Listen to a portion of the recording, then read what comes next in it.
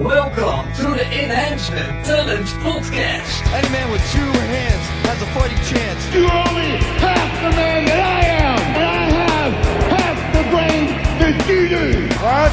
You are a sniveling little suck-up sellout full of suffering succotash, son. What? I'm not burning with you. Give me a hell yeah.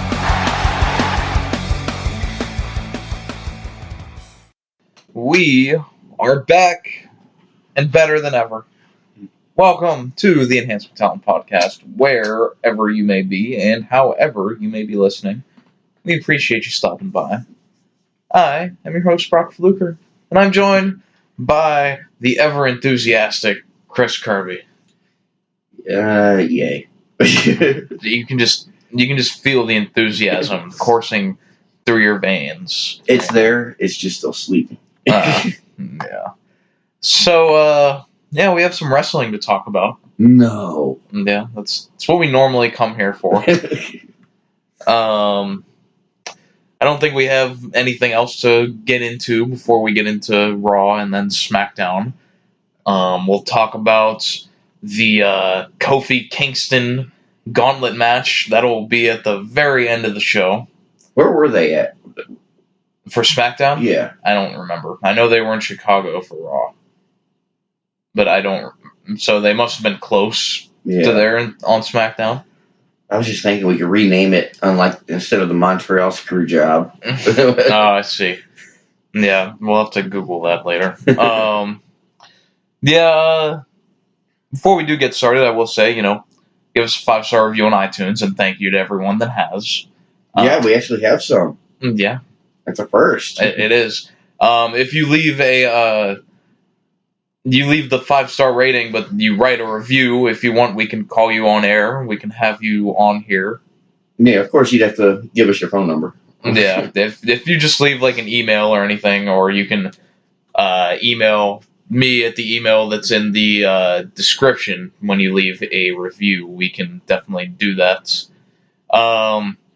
Also, subscribe to our YouTube channel. I've been doing some work over there, posting some individual clips from the show, because I know not everyone will watch or listen to this whole 3-hour, 2-hour show that we normally do. Yeah. So, try to make it easier for those folks by putting the best of on the YouTube channel, including our Spice Girls reenactment last week. Oh, which was awesome. Which has done pretty well. Yes, it has. Surprisingly well. So that's nice. So be sure to stay subscribed to the YouTube channel for all of that stuff. And with that being said, shall we get into Raw? Yeah, let's get into it. So, Raw started with Chris's favorite wrestler of all time, Brock Lesnar. Who? I don't remember him. Yeah, he used to wrestle sometimes. Oh, wait, that's that one that couldn't decide if he wanted to be a wrestler or a mixed martial artist. Or a football player. Or a football player, or a bully, or whatever else he thinks he is. Yeah, so Brock comes out. Brock did get some good heat here, and he always gets good heat because he's never there to get it any other time.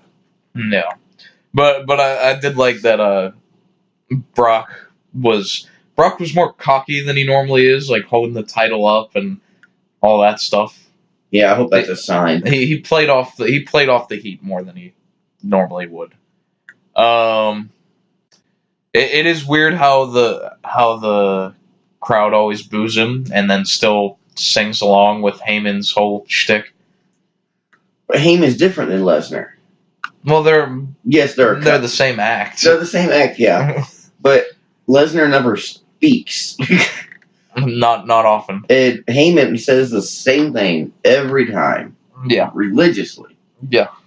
So it's just like chanting along with like "You Suck" with Kurt Angle's music. Yeah. It's just implanted into everyone's brains. It is. Because you heard it every week for months. There's some syndrome that's called, but I can't remember what it's called. WWE syndrome. Yeah, that works. So Heyman does his Heyman promo, and Drew McIntyre ends up interrupting him. And Drew says he's going to brutalize Seth Rollins because they're going to have a match later, and that Brock and Heyman will have to find a new opponent for their WrestleMania match. And then Rollins runs in with a chair and destroys Drew McIntyre with it. And, like, absolutely destroys him. Got him from behind, too. Yeah. Like, when he had him, on his knees and he was just wailing on him with the chair to his back. Yeah. And yeah, it looked good. Rollins gets in the ring, but Brock and Heyman bail. So, we know the reason behind Rollins coming out, and that's because last week with Ambrose. Ambrose and Roman. And Reigns. Yeah. But is that how they're going to write Ambrose off last week? Well, or do you think I'm not sure going to happen in the next couple weeks? Yeah, I really couldn't tell you, to be honest. Like, they could involve him in this storyline again. Like, I don't know where he fits, though, because Rollins has the match with Lesnar, and now Roman is going to have the match with Drew. The only thing they could do is team Drew up with somebody and make it yet another multi-person match. Well, I figured that it would be Drew and Corbin against which could still happen. Roman and Seth, or not Roman and Seth, Roman and Dean. It could still happen because I'm thinking choosing Corbin was just a ploy. Well, we're gonna get to that, and I've had my own theory on that I've remained since it was announced, and now everyone else is reporting it. So I was ahead of the curve. Oh. But I just wasn't here to say anything. So there's no documentation of it. Yeah, that was that segment. We had... This was annoying. We had Finn and Vacant against Lashley and Rush. Because... I love Mr. Vacant. You know, he's a very decorated performer. Very mysterious. And there's the Vacant account on Twitter that keeps track of all the championships he's won and all that. Is it really? Oh, yeah. Oh, my God. That one's been around for a while. That's awesome. He just recently claims the NXT championship. Yeah. R.I.P. Ciampa. Yeah. Yeah, so Finn is supposed to have a mystery partner, but apparently Michael Cole knows who it's going to be. Did you catch this? I don't think so. Because I think it was before they go to break. He said Cole says he has a strong feeling of who Finn's partner is going to be, and as they're going to break, he says, "I'm sure this will be a monstrous match." Oh, okay. So why does Cole know that it's going to be Strowman? What? Oh, come on. What obvious hint was there? Well, but think about it though. How many other people have we seen Balor team up with lately? Not very many. There's others, but not many. I still didn't care for that. Well, you'll be okay. Because, like, what I was thinking was, like, he was acting like he knew who it was going to be so that they could swerve it and it'd be someone else. But, no. Yeah, when Braun got in the ring, this was a minor detail that I liked. When Braun got in the ring and the ref separated him from Bobby, Braun did the whole arms raise and roar, and like the ref looked like he was in terrible fear of this, which I thought was nice because you forget that sometimes the ref is a performer in these matches too. Yeah, and, I mean they have to go through the same rigorous training that the wrestlers do. Yeah, so I see you, nameless ref. I see you. I mean, the only ref I know is John Conrad anymore, and that's just because and Mike Chioda. Oh, yeah. Is he still around? Is he? I don't know. He might be. If he is, the crowd chants for him sometimes. Yeah. I mean, Charles Robinson, is he still around? Yeah, he's still there, I think. Okay. See, there's still a few that's been around for decades. Yeah. Leo's selling for Braun in the early going was phenomenal. Oh, my God. Of the beels that Braun was throwing Leo on. I'm not sure I've ever seen someone get that high. At least not in that move. No. Yeah, that was ridiculous. So the finish of this ends up being that Bobby is going to bail on Leo Rush for Braun to dominate him for the win with the power slam. And Yeah, so Bobby just left his manager for dead. And just, I'm just getting tired of seeing Balor, Lashley, and Rush. Yeah, that's true. I mean, the only notes I have on this match is faces win. Well, I think they are setting up Leo for a babyface turn. And I mean, if that's what they do, great. I'm just tired of seeing them every week when there's so many other people I want to see. Yeah. And so many other people that most people would rather see on TV. Okay, maybe not most people. Then Lashley and Rush, you mean? Yeah. I mean, there's just so many other people that we haven't seen on TV that I'd rather see. Well, I don't feel like Leo needs to be wrestling. He doesn't. No, if he's going to wrestle, he needs to go to NXT. Well, he's on... Or Cruiser. Well, he was on NXT, then they moved him to 205 Live.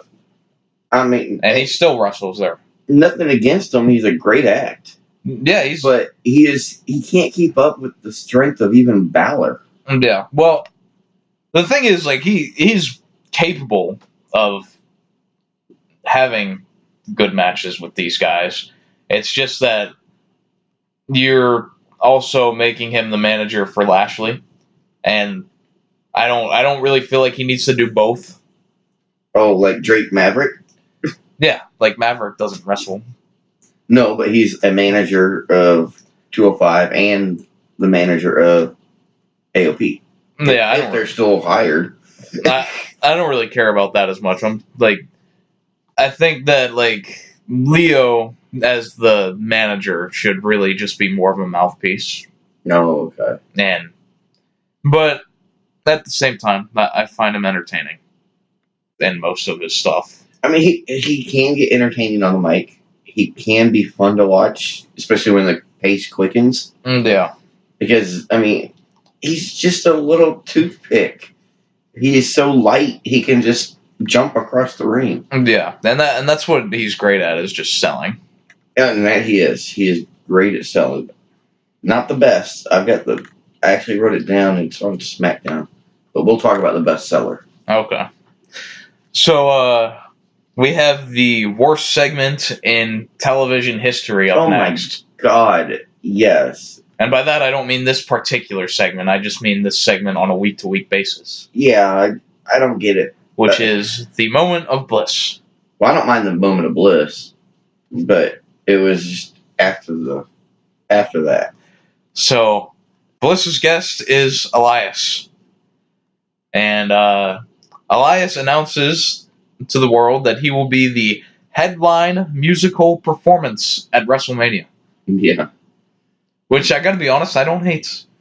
Because we're gonna be there, and I would rather hear I gotta listen to that crap live? I can't fast forward? I would rather sit through an Elias musical performance than like a Flo Rida performance.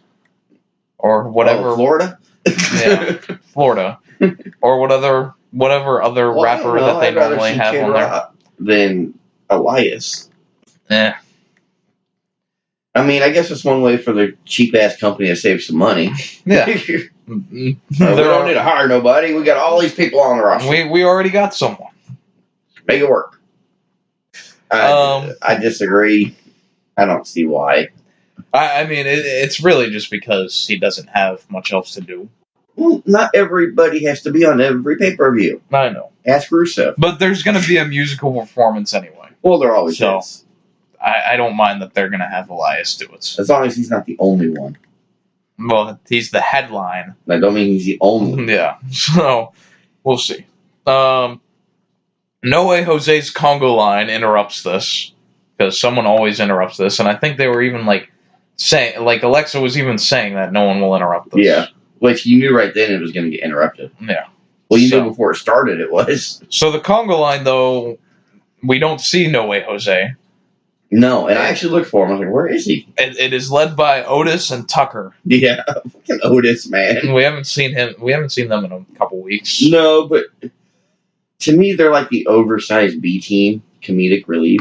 Yeah, and nothing against them. I don't think they have any big plans for them. No, I mean, and nothing against them in the ring. They're good in the ring. I mean, they're fine. Tucker, is it Tucker Night? Well, he's just Tucker now. Oh, is it just Tucker? Yeah. Okay, so we'll just call him Tuck. We'll just get it out the way before WWE does. Yeah. I don't know much of him. Yeah. He's good in the ring, but he doesn't have much of a personality outside. No. Not like Otis. Well, he's the Otis keeper. Okay, well, I mean, if he's like the leash handler, I mean, I get that, but have something. I mean, he's just blah. Yeah. I don't know. But it just doesn't feel like there's anything inspired for them right now. No. But No Way Jose ends up being disguised in his own Congo line, and he attacks Elias from behind, and that leads to a match with Elias and No Way Jose. Oh, boy. Jose and his new green hair. And the only thing I got to say is Jose needs to turn the volume down on them pants, because they were bright as hell. Like, oh my God. Were they like bright green? Yeah, just like his hair and his shoes. And yeah, so Naomi copy and paste. So for this match, his Congo line was outside the ring. Yeah. And I can tell you for sure that they were louder than the crowd. The crowd wasn't much Monday night. It was not right then. No, it was for a lot of it. Yeah, not right then. Especially the beginning with the Lesnar stuff. They were good. Yeah, but the Congo line is just out there cheering like they're fans. And we just hear them, not the fans. Yeah. And Elias wins a nothing match with the Driftaway. Yeah. So, No Way Jose will go back to obscurity. The only note I have is that I don't care about this match. No, there wasn't much reason to. There's just no reason to care about it. I'm sure that was the end of this, and now No Way Jose will go back to not being on TV. But I have something they can do with Elias. Okay. Luke Harper. What about him? Bring him back. Put him in a feud. He's ready to come back. They just need something for him to do. Why Elias? Because he has nothing to do. That's great booking, Chris. What's WWE booking? I could add some more people and just make it a tag match. But I don't know. I think Luke is going to go back to SmackDown though when they do return him. But I mean, he's ready to come back. Wyatt's ready to come back. I mean, they've got people ready to come back, but nothing to do with them. Well, there's too many people. Now there is. We just need a 3-hour wrestling show every night. No. Please. 7 nights a week. Please, God, no. Monday through Sunday, not a day off in the world. Stop. You know they're listening. Just do it. Do it for a month and see what happens. I guarantee you. No, I guarantee you everybody will be tired of seeing wrestling. That they won't stress about trying to put everybody on one show because nobody's going to care anymore. Okay. Maybe they'll get back to the old days where the matches looked real and you could get behind them. I don't think that will get us there. But I'm just saying maybe. But good try. It's worth a shot. So this one is something I've been waiting to talk about. We had Kurt Angle coming out. And he says he will announce his WrestleMania opponent, which will be his final match. And the crowd is so into this too. Like, they're into Angle, they're anticipating who his final match is going to be. Mm-hmm. And Kurt Angle himself announces that it will be Baron Corbin. Did you hear the boos? Yeah. A lot of them. So, before we get into the obvious problems with this, I'm going to get into like a more minor detail of why this is stupid. Okay. Why is Kurt Angle the one announcing this? Why? Because his match, they let him choose his opponent. I know that. Let him announce it. If he was going to choose Corbin, why would they let him announce that? Well, true. Because they know the reaction that is going to get. So now, instead of putting heat on Corbin by having Tim announce it, by saying like he talked to the McMahons or whatever the hell you want to spin it as, and Corbin announces that he'll be Angle's final match, and then you put the heat on Corbin instead of Angle saying it, and then you get Angle booed. Unless they're setting it up for something next week, to where... Well, no, that doesn't matter. Yes, it does. No, not in this sense. To me, it does because it makes sense why they're doing it, why they're having him announce it. Why? Because if they set something up next week, of course, to where Corbin won't be his opponent, it won't matter. Could they have not done that with having Corbin announce it? They've got to get the eyeballs on the TV, man. They have to have viewers. They have to do something to bring viewership. What does Angle saying that have anything to do with that? It's not that what he's saying. It's just the fact that he's announcing his last match. Yeah, That's why they let him do it. So, like, instead, you just have Angle about to announce his last match, but then Corbin interrupts and says that whatever, talk to the McMahons, they let him be his last match. I mean, that would work too. It'd work better. Yeah. I mean, it would. That's all I'm saying. But I don't know. I mean, I don't like his opponent. I kind of like how they did it, though. Why? I don't know. It's just we're always getting the Twitter updates from WWE. Oh, this match has been made for Monday, or this match has been made for Tuesday. It's all over Facebook. Yeah. Screw that. I want the opponent. I want somebody to tell me who they're going to face. No, you're right on that. And especially in a big match like this, his retirement match. Yeah. And so my theory that I've had since this was announced is that, and it really spiraled more out of control, but I think that what they're going to do is they're going to build this match up as Corbin, and even going into the show, it will be Corbin. But then they're going to do the bait and switch, except like the opposite, like they're not baiting anyone in with Corbin. Yeah, but who do you think's going to replace him? I think it'll be Cena. And how they get there on the night of, I'm not sure, but I got to switch it up and say it's going to be Taker, just because the rumor mill says that he is going to be at WrestleMania for an impromptu match. reported by who? It was on Cage Side Seats. So see this. I just said it's the rumor mill. I didn't say it was. Well, it's fact. I just saw today that he's not supposed to be at WrestleMania, but now he's going to be there for the next Saudi Arabia show. Really? Yeah. Because I just saw this like early this morning, like last night. Yeah. I mean that, and I think it was either Wrestling Observer or PW Insider. I don't remember. Oh, it's probably one of those. That was about the only two they used. Yeah. Besides Dave. Well, Dave is Wrestling Observer. Oh, is he wrestling? Yeah. Oh, and yeah, it's always covered by him. Yeah. But, I mean, that would be one thing to do is if he's going to be there for an impromptu match, I could see him putting both of them together. We've talked about it. It'd be a good retirement match for really both of them. Yeah, but it won't be Taker's last match. Yeah, apparently not. I did not know that he was advertised after Mania. I'm not sure if he's advertised yet, but apparently they must have upped his offer to go to the Saudi Arabia show. And so he's getting paid like 10 gazillion Saudi dollars to be there. So he's getting what, like $150? I don't know what the conversion rate is. Yeah. So as far as Corbin goes, we'll see where that goes. But after this, we had the Kurt Angle farewell tour continuing. Yeah. And he had a match with Chad Gable. This is my last match in Chicago. This is my last car ride out of Chicago. Yeah. Although it was a good match. Yeah, so we had Chad Gable, who would have been a much better WrestleMania opponent than Corbin. I agree, and I also liked how he came out in his actual wrestling gear and not the Rude Gable tag gear. Oh, yeah. You know, he came out like he used his old stuff, yeah. Yeah, kind of like Angle did. Yeah. So this is old Kurt Angle versus young Kurt Angle, essentially. Yeah, one with hair, one without. Yeah.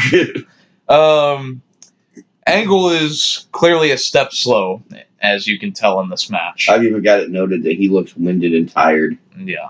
Just over. It really pointed it out to me when Gable did the drop toe hold, and Angle 2 seconds later fell. Just dropped to his knees and then fell. Yeah.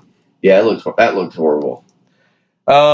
But I will say that this was probably the best match that you can get out of Kurt Angle at this point. Yeah, I mean, you're probably right.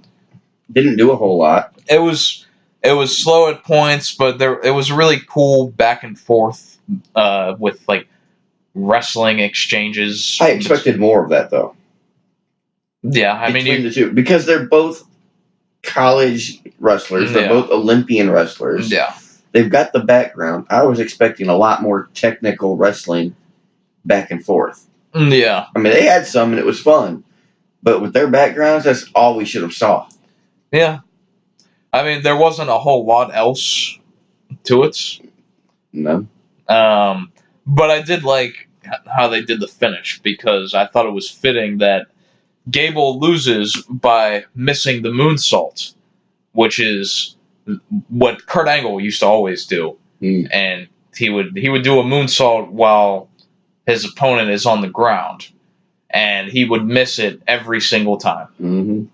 And I'm not sure how many times he actually landed it. It's kind of like Ric Flair going to the top rope. Yeah. It's worked, once? Yeah. So anytime Kurt Angle was going for the moonsault, you knew he was going to miss. Yeah. And the same with Chad Gable. He misses this one, and Angle gets in the ankle lock and gets the tap out victory. But, I mean, I liked the match. Yeah. I like how they did it. It wasn't too long. It wasn't too short. I mean, keeping in mind that Angle's 50-some years old. Yeah. I mean, he's up there, wrestler-wise. Yeah, he moves like he's 100. Yeah, so, I mean, for what we were given, you couldn't have asked for much better, really. Yeah. A little more back and forth technically. Yeah. But other than that, I thought it was one of Kurt's better matches lately. Yeah, I mean, since he's come back. I mean, yeah, since he's come back from, October, November, whenever he got his ass whooped. No, I mean since he's come back. Oh, since he's come back. To go into the Hall of Fame. Oh, wow. What other matches has he had? That's possible. I mean, he had the Shield match, which was better than this match, but he wasn't in most of it. Yeah, exactly. No, I mean, this might be. I mean, it was a pretty good match. And it also depends on your opponent, too. Yeah. It was just like facing himself, so I guess it probably made it easier. Yeah. Because they knew what moves they could get in and out of easily. Yeah. Yeah. It showed how much I would love to see Gable actually do something. Yeah. What do you mean do something? He's with Rude. Like I said, I'd like to see him actually. Oh, you want him to be a something. single? Yeah. Oh, okay. I mean, he can be in a tag team, but they're bottom of the rung now. Yeah, but they don't really let tag teams go to singles titles usually. Well, they can. They can. I'm not saying they can't. I'm just saying they don't usually. Yeah. I mean, when's the last time, besides a trio, like Fabulous Freebirds or the New Day? Well, they do it all the time. Like Edge and Christian, they break up. They go on to single success. Well, yeah, if they break up. I'm talking about as a team and staying as a team. Oh, well, that's not what I'm suggesting. Oh, okay. Well, that's what I thought you were saying. Okay. As staying a team, but going out on his own. Yeah. Okay, so you're talking about breaking up and doing something. Yeah, because as we all know, Vince hates tag team wrestling. Well, why is that all he books? It's well documented. If he hates tag team wrestling, then book something besides tag teams. That's all we ever see is multi-person matches. Yeah. So, book something else. Teddy Long Jr.? So, Corbin came out and cut a promo after the match, and the crowd chanted for John Cena. Yeah. Isn't that sad? Yeah, who would have thought we'd get to the day where a Chicago crowd is chanting for John Cena? And not CM Punk. Yeah. You see, today, they, I don't remember who posted it, but I saw that, if CM Punk had kept the WWE title since he won it at Money in the Bank 2011, just today, he would have broke Bruno Sammartino's record. Oh, wow. If he kept it since then. But I mean, if you want to go by match count, that'd only be what, like 1-2 matches a month? Yeah. If that? Yeah, Sammartino wrestled once a month, pretty much. Yeah, see, I mean, times have changed, obviously. Yeah. I mean, his 10-year title reign is what, about 6 months now? Yeah. I mean... Well, that's what Punk even had a promo like that I think it was in the build-up to his match with The Rock at Royal Rumble, where he pointed out that San Martino wrestled once a month in Madison Square Garden. Yeah. While CM Punk is wrestling TV matches every week in TLC matches against Ryback. Yeah. I mean, when you're only going once a month compared to, 300 days a year. Yeah. That was the 434-day reign for CM Punk, which tragically ended to The Rock. Yeah. It worked out for everybody. How? I don't know. It didn't work out for Punk. Well, he didn't want to be there, so he got out. All he wanted was the main event of WrestleMania. Well, you don't always get what you want. I wanted a singles match at Mania, but I don't get that. Instead of doing Rock versus Cena 2 years in a row. Wah. Well, their match sucked. I'm not saying it was great. I'm just saying wah. You don't always get what you want in wrestling. We know that. Yeah. Weighing it all too well. Well, that's why Punk ended up leaving. Yeah. Where'd he go? Did he go anywhere? Now? Yeah. No, he still does, like, Is he just doing appearances, or? No, he hasn't done anything wrestling related since he left. Oh, really? So is he done? I know he was going to, like, UFC. He did the UFC stuff, and I think he does commentary for some sort of MMA thing. Get beat down really quick at UFC? Yeah, he lost twice. Yeah. So he's just gone. Yeah, until, I don't know, he might come back for AEW or something. Now that I could see. I don't think he'll ever come back to WWE, though. Oh, probably not. Those bridges are far burnt. But that's what we thought about others, too. Yeah. But CM Punk is a very stubborn person. Yeah. So I could see him holding a vendetta for as long as he lives. And that's very possible. Very possible. But you never know. It's WWE. Never say never. No, that I will not say never. Anything can happen. We all know. Yeah. So, we had Banks and Bailey in-ring interview. Banksley. Yeah. Because they're so great at doing these in-ring interviews. I'd rather see Rhonda on the mic than them two right now because they're just so... Ugh. Bailey's gimmick on the main roster is just that she's a complete geek. Yeah, I mean, you know what she needs? Glasses and a pocket protector. Pretty much. We did get some heel Charlie Caruso in this, though. When she questioned if Bailey and Banks were, quote, ducking the Iconics on SmackDown. But, I mean, all she was doing was asking the exact same questions that the Iconics asked. Yeah. Same word and everything. There was another heel Charlie moment that I'm going to get to later that was even better than this one. Is that the one backstage? Yeah, we'll get to it. I think I know what you're talking about. Yeah, but Banks looked like she was about to kill Charlie. Yeah. But and Bailey held her back. Is Charlie a wrestler or just like a backstage personality? I don't think she's ever wrestled. Okay, I don't know that, though. So this was just getting her a quick spot, maybe. Yeah. Well, she's been doing this for weeks, though. Yeah, I know. Like, she's not a heel, but she just says, like... She just says what she wants. She just says rude things. But that's okay, though. Like, she's a heel robot, essentially. But, I mean, I wonder where they're going with it. I don't think they're going anywhere. Or if it's just, they've got all these other backstage interviewers. Yeah, I think they just wanted to make her unique somehow. Yeah. It worked. It worked. So, Natalya and Beth Phoenix interrupts. Beth's promo was not great.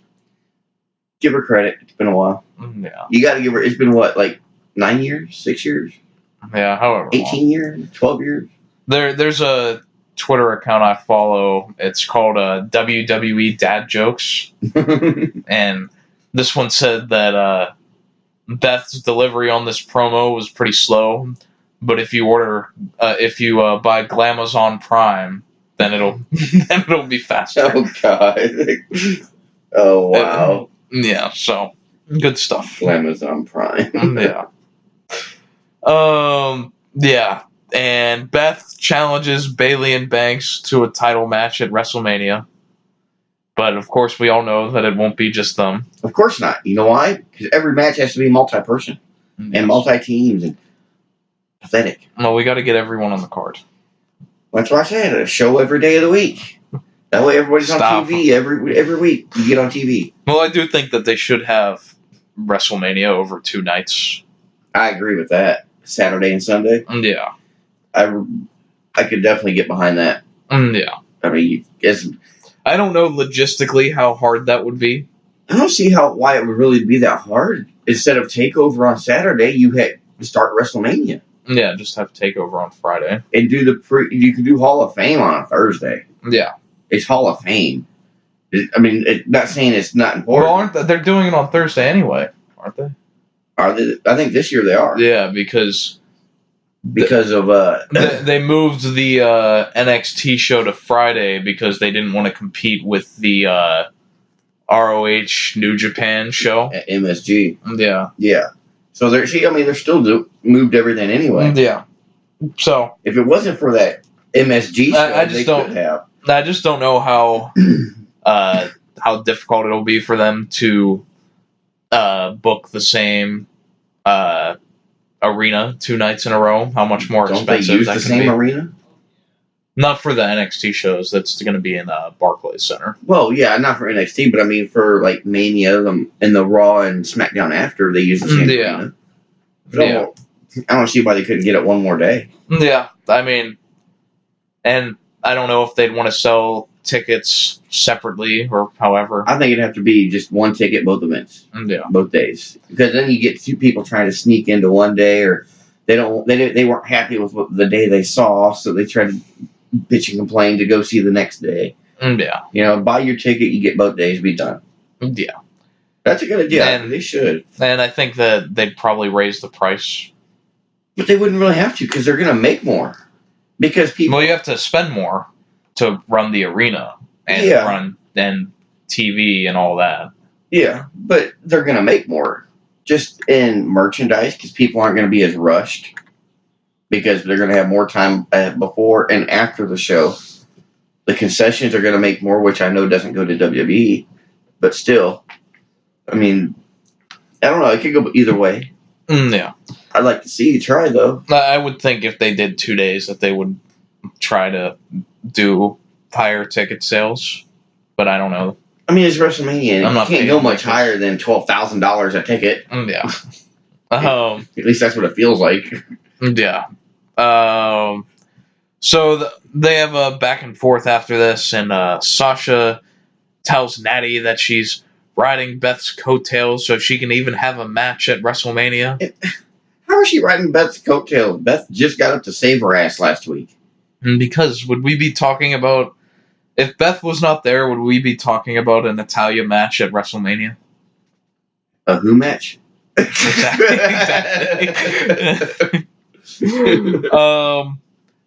Natalya slaps Sasha. Banks takes down Natty. Beth pushes Bayley. They get pulled apart by each other, more or less. Yeah. And we come back from commercial, and there's a singles match between Natalya and Sasha. And very quickly, out comes Nia Jax. Nia does a promo, which leads to Tamina blindsiding everyone and super kicking everyone. Which you can kind of see her getting up from under the ring. Yeah. It looks like, anyway. Yeah. So that's our setup to Nia and Tamina being inserted into this match. Which, they just had an opportunity. Why do you get another one? Because... No, give me a real reason. Give me a real reason why they would deserve another shot when they just lost. I can't speak for... There is none. Well, there is a reason. But I said a good one. Because they got to get on the card. I don't give a damn. We got enough people on this fucking card. Start cutting some dead weight. I mean, there's plenty of room in the Women's Battle Royal. Exactly. God almighty, that's going to be like an hour long by itself. At least. I think everyone's just gonna jump out on their own. They're gonna come in, run to the other side, and jump out. Just suicide themselves over the top. Last person in wins. The reverse battle royal. Yeah. That was an actual match in TNA. Was it really? Vince Russo's finest. Oh, my figures. Yeah. You started on the outside of the ring. And it was I remember something about that. It was ridiculously convoluted, too, because I think it was like there's 16 people outside the ring. And then the first 8 people that get in the ring start a regular battle royal. And then when you get down to the last 2 in the battle royal, then it becomes a singles match. And whoever gets the pinfall wins. I'd actually like to see it nowadays. Vince Russo's finest. I'm not saying it's all that in a bag of chips, but it's an interesting take on the match. And the part of everyone standing outside the ring. Yeah, that's... And like, I know Christian has talked about it after, because he was in that match, that like, you just it just made everyone look stupid because they weren't trying to run into the ring and they were just fighting each other. Yeah, I mean, that's the problem. I mean, because realistically, if you put someone in that situation, they're just all going to run into the ring. Well, yeah, you think, okay, bell rings, I'm in the ring. Yeah. I'm going to dive in real quick. Yeah. I get it. I can see that being a problem. But I like the concept of when it's the last 2, it turns into a singles match. But what's the point of it being a battle royal? I just think it's different. That's all. It's different. That doesn't mean it's good. I didn't say it was good. I just said I liked it. I like a lot of stuff that's not good. That's fair. So I've been waiting to talk about this one too. Oh God, the Mojo Rawley mirror promos are back. Why? I don't know how long they've been gone. Not long enough. But Mojo is yelling about potential and all this stuff, and he lost his potential when he turned on Zack Ryder. They didn't have any potential then either. I know, but still, he lost what he had. What's he done since? They would still be sitting in catering. Well, that's better than a dark hole with a mirror. At least he's on TV. That's a good point. On TV more than Zack Ryder. He doesn't even wrestle. Yeah, exactly. I told you about this, I don't remember how long ago, but I've forgotten to mention it until now. Because they finally brought these promos back. And it's the perfect setup for the feud that Mojo can have coming out of this. And if they take this, you know that they listen to us. So, and it's the most WWE thing ever. That you have Mojo cutting these mirror promos. And you know how they shoot them. At first, he's just yelling, but then the camera turns to show the mirror. Yeah. And so the way they do it is when the camera turns, you see EC3 posing in the mirror. Yeah. Oh, yeah, we talked about that. Yeah, and that's how you start a Mojo versus EC3 feud. Now, word is that Vince McMahon is not happy with EC3 for some reason. Yeah. I'm not sure why. Yeah. Apparently, he is not impressed with the NXT call-ups, mostly. Well, why'd he call them up?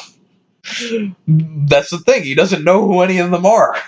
Well, I'm just going to choose you, and you, and you. Come on up. I think it's more like, hey, who's our best NXT guys? And then I need somebody that looks like a star. I don't care if they are one. Yeah. So, and we didn't mention it last week that EC3 lost on main events to Tyler Breeze last week. Yeah, Tyler Breeze. Which sounds like something that should be written on a tombstone. I think the only thing worse than that is being beat by Kurt Hawkins. Well, maybe that's what's next. That might be next week. Yeah. Who knows? Or maybe he'll lose to Mojo as part of this feud. I'm waiting for it because I feel like that's what they're going to end up doing. It feels like every time I see it feels like they're going to do something, but they never do. So we had a Ricochet singles match, and I was going to say that this was cool because at least when he was first entering, and I realized it was going to be a singles match, I was like, okay, cool. But I didn't realize that the only reason it was a singles match is because Aleister Black was on his honeymoon. Yeah. And I didn't realize that until later. So isn't he married to Selena Vega? Yeah, that's what I thought. Yeah. So that's why we didn't see Andrade on Tuesday. Yeah. And so I was anticipating this Ricochet singles match, and I was thinking like, okay, well, who are they going to give him? Because if they give him someone good, he can have a good showing and a good match. And out comes Jinder Mahal, Mr. Botchamania himself. the worst possible opponent you could have given Ricochet. The only thing Jinder knows how to do is slow a match down. That's very true. I mean, what else does he do? He headlocks, chin locks, arm bars, whatever to slow it down, throws them out the ring. The Singh brothers get their licks in. Yep. Then they get their asses whooped. And then they come back in the ring and Jinder loses. Yes. I mean, essentially. That's like every Jinder Mahal match. Yeah. Including this one. Yeah, including this one. Because, you see, Ricochet excels at fast-paced, high-flying matches. Oh, yeah. So, naturally, WWE thought, well, the best opponent we can have for him is Jinder Mahal. Yeah, really? I'm sure there are 100 better people that they have on this roster that could have gotten more out of Ricochet. Although I do have to put a note in there since we're talking about Mahal and the Singh brothers. Yeah. I was at Walmart. Yeah. And just happened to go through the toy aisle to the WWE section. Yeah. They actually have Singh brothers action figures in a set. You get both of them. Oh. They don't look like them. They look really buff. Well, the one is. No, I'm talking like John Cena buff. Oh, really? Yeah. That's funny. Yeah, I should have took a picture of it too. But yeah, they've got these guys looking all big and bad, and they're supposed to be the Singh brothers. Yeah, so Mahal does headlocks and chin locks and all that for 90% of this match. I thought you were going to say 90 minutes. That's what it felt like. Until Ricochet battles out and he does his flip-de-doos and he gets the win with the 630. Yeah. Not the 635, not the 625, but the 630. Yeah, 630 degrees. That is how many... Oh, I thought we were given a time. That is how many degrees he flips. I think it's more like 638, but I'm not going to nitpick. Yeah. We had the Warrior Award announcement after that. I can't remember her name, though. It was Sue something, I think. Oh, Atchison? Yeah. But I only wanted to mention this because they've used the Warrior Award different than what it was initially purposed to do over the past, 4 years. And they've given it to, what was the kid? Jarius Robinson. And I can't remember the football player that was paralyzed. I know you're talking about. Yeah, I can't remember his name. But, that's what they've kind of used this award for. But what Warrior, when the award was introduced, what Warrior wanted it to be was something to highlight the people that work for WWE backstage that no one would know, like an unsung hero sort of award. And so that's kind of what they used. That's what they used it for in this sense. The first time. Yeah, for the first time. So we'll see if they keep doing that, because I hope so. I mean, they ultimately turned it into their own propaganda. It's their gimmick crap. Yeah, like something that helps them make headlines. Yeah, that's all they used it for. And this won't help them make headlines or get any mainstream publicity, but it's what was initially supposed to be. Yeah. So I'd like that better, personally. Absolutely. Even though Jarius Robinson was great last year. Yeah, that's little black kid did the backstage interview. Yeah, he was hilarious. Yeah, he was.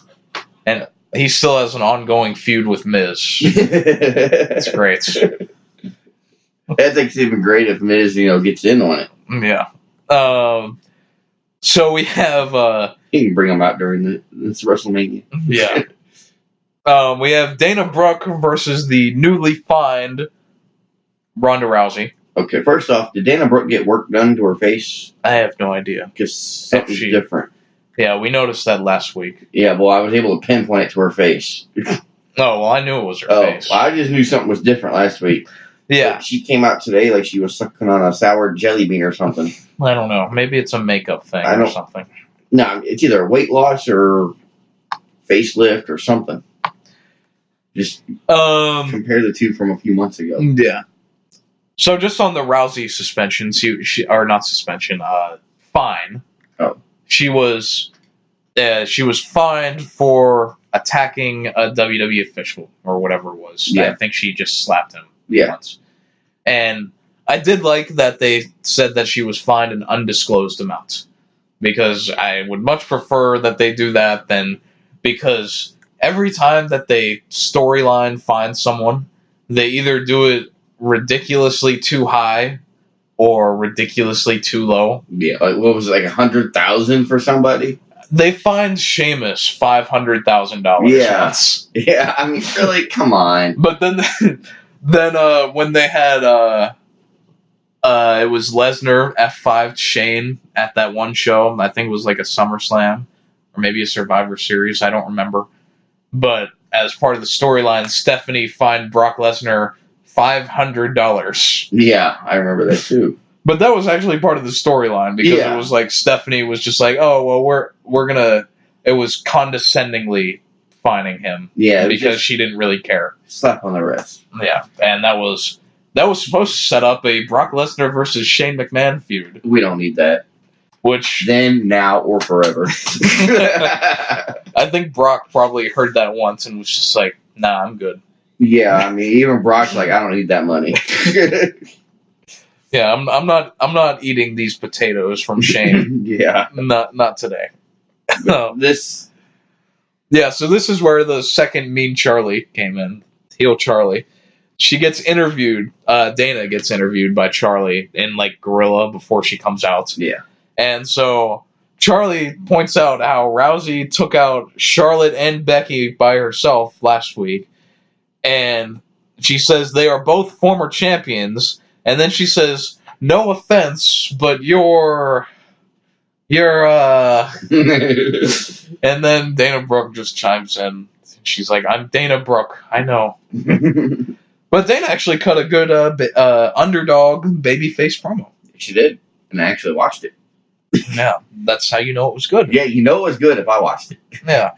And so Dana has like this underdog mentality of like Ronda is better than me, but all I have to do is be better than her for 3 seconds. And I like that. Yeah. I did. I mean, the definite underdog, I could do it. I only got to be better for 3 seconds, blah, blah, blah. I actually do like Dana Brooke. Yeah, I've liked her since she's come in. They don't utilize her correctly. Well, the thing is, like, when they used her back in 2016, I guess it would have been, when she was Charlotte's heavy. Lackey. Yeah. Whatever you want to call What's it. the heavy part? Is that a weight thing? No, that's what you call an enforcer. Like, no. Like that. I couldn't tell you were joking, but nonetheless. Yeah, like, back then, she was definitely not a good wrestler. No. And she was notoriously known for hilarious botches. And that has been 3 years now. Yeah. And really, since that time, she hasn't wrestled a lot. She is enhancement talent. Yeah, essentially. No pun intended. That could be taken a few different ways. Oh, well, that's true. But I mean, they don't utilize her right. She is good. She's a weightlifter. Yeah. She's a bodybuilder. She's got the strength. Yeah. And she has the look, and I feel like she has the personality too.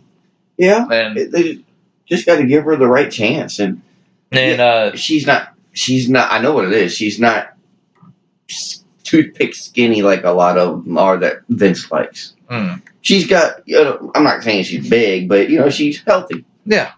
Nothing wrong with that. She's a bodybuilder. She's going to be bigger than most girls. She's a bodybuilder. Yeah. She's got muscles most girls don't have. Yes. And I think that's part of the reason they don't use her, because she doesn't fit the part. I don't know. I mean, I think a lot of it could have been, like, because they rushed her up to the main roster. So that implies that they were interested in her, but I think a lot of her wrestling early on kind of scared them away from doing much with her. Probably. And honestly, it probably wasn't until she got put with Titus Worldwide that they started actually looking at her again. Yeah, and even then, that was not used a lot. No, even then, it was after that they actually started using her. Yeah. And they would use her infrequently. Yeah. And it sucks because I do like her. Yeah. She can have good matches, but... Well, we don't really know that yet. Well, anybody can have good matches. It's WWE. Anything can happen. Yeah. But give her a chance to do it. Yeah. So, this match, in reality, goes probably 18 seconds. If you're lucky. And that includes the first and last ring bell. Yeah. So, Dana tries to kick Ronda, and then I think Dana slaps Ronda in the face, right? Slapped her, punched her something, elbowed her in the face. Something. Yeah. And so then Ronda whooped her ass. Ragdolled her, threw her around, put her in an armbar. If it wasn't for the ragdoll throw, Rousey wouldn't have a damn move in her arsenal. She does the running knee. Oh, great. She can copy everybody else. And the crossbody. No, we don't need to see that. That's not good. I didn't think. The first one was. She slipped on the other one. Yeah, well, you only got a 50-50 ratio going, so... Well, that's a small sample size. Yeah, so Ronda gets the armbar in, and she leaves it in until the refs come down and separates her from Dana. And here we go, another typical Rousey crybaby fit. Yeah, so Ronda pushes a ref down, and then she... another undisclosed fine. Yeah, a higher undisclosed fine. And she goes out of the ring, and they introduced Travis Brown earlier in the show where they entered the arena. Yeah. And Travis Brown is Ronda's husband. I didn't realize he was that much taller than she was. Is he that tall or is she that short? I don't know. I know that he does MMA stuff too. Yeah. I knew that. I didn't realize he was so much taller. Yeah. He's a big dude. He is. Yeah, Ronda comes down to ringside, and then security comes down and they surround Ronda, but Ronda punches one of them and beats him down, and then Travis Brown punches another one. That was a good looking punch. It wasn't even a punch, it was an elbow. Yeah. If you watch it again. Yeah. But this is what it tells me. If you're in the audience, you can hit security. Think about it. If you didn't know who he was and you just see some dude jack security in the jaw and nothing happens. I'm sorry, but that tells me I can hit security and it's okay. And they can't tell me I can't because otherwise, I got video proof. Hey, they let him. Well, he's not a fucking superstar. He's not under contract. They do that all the time, though. Like when Gronkowski jumped the barricade.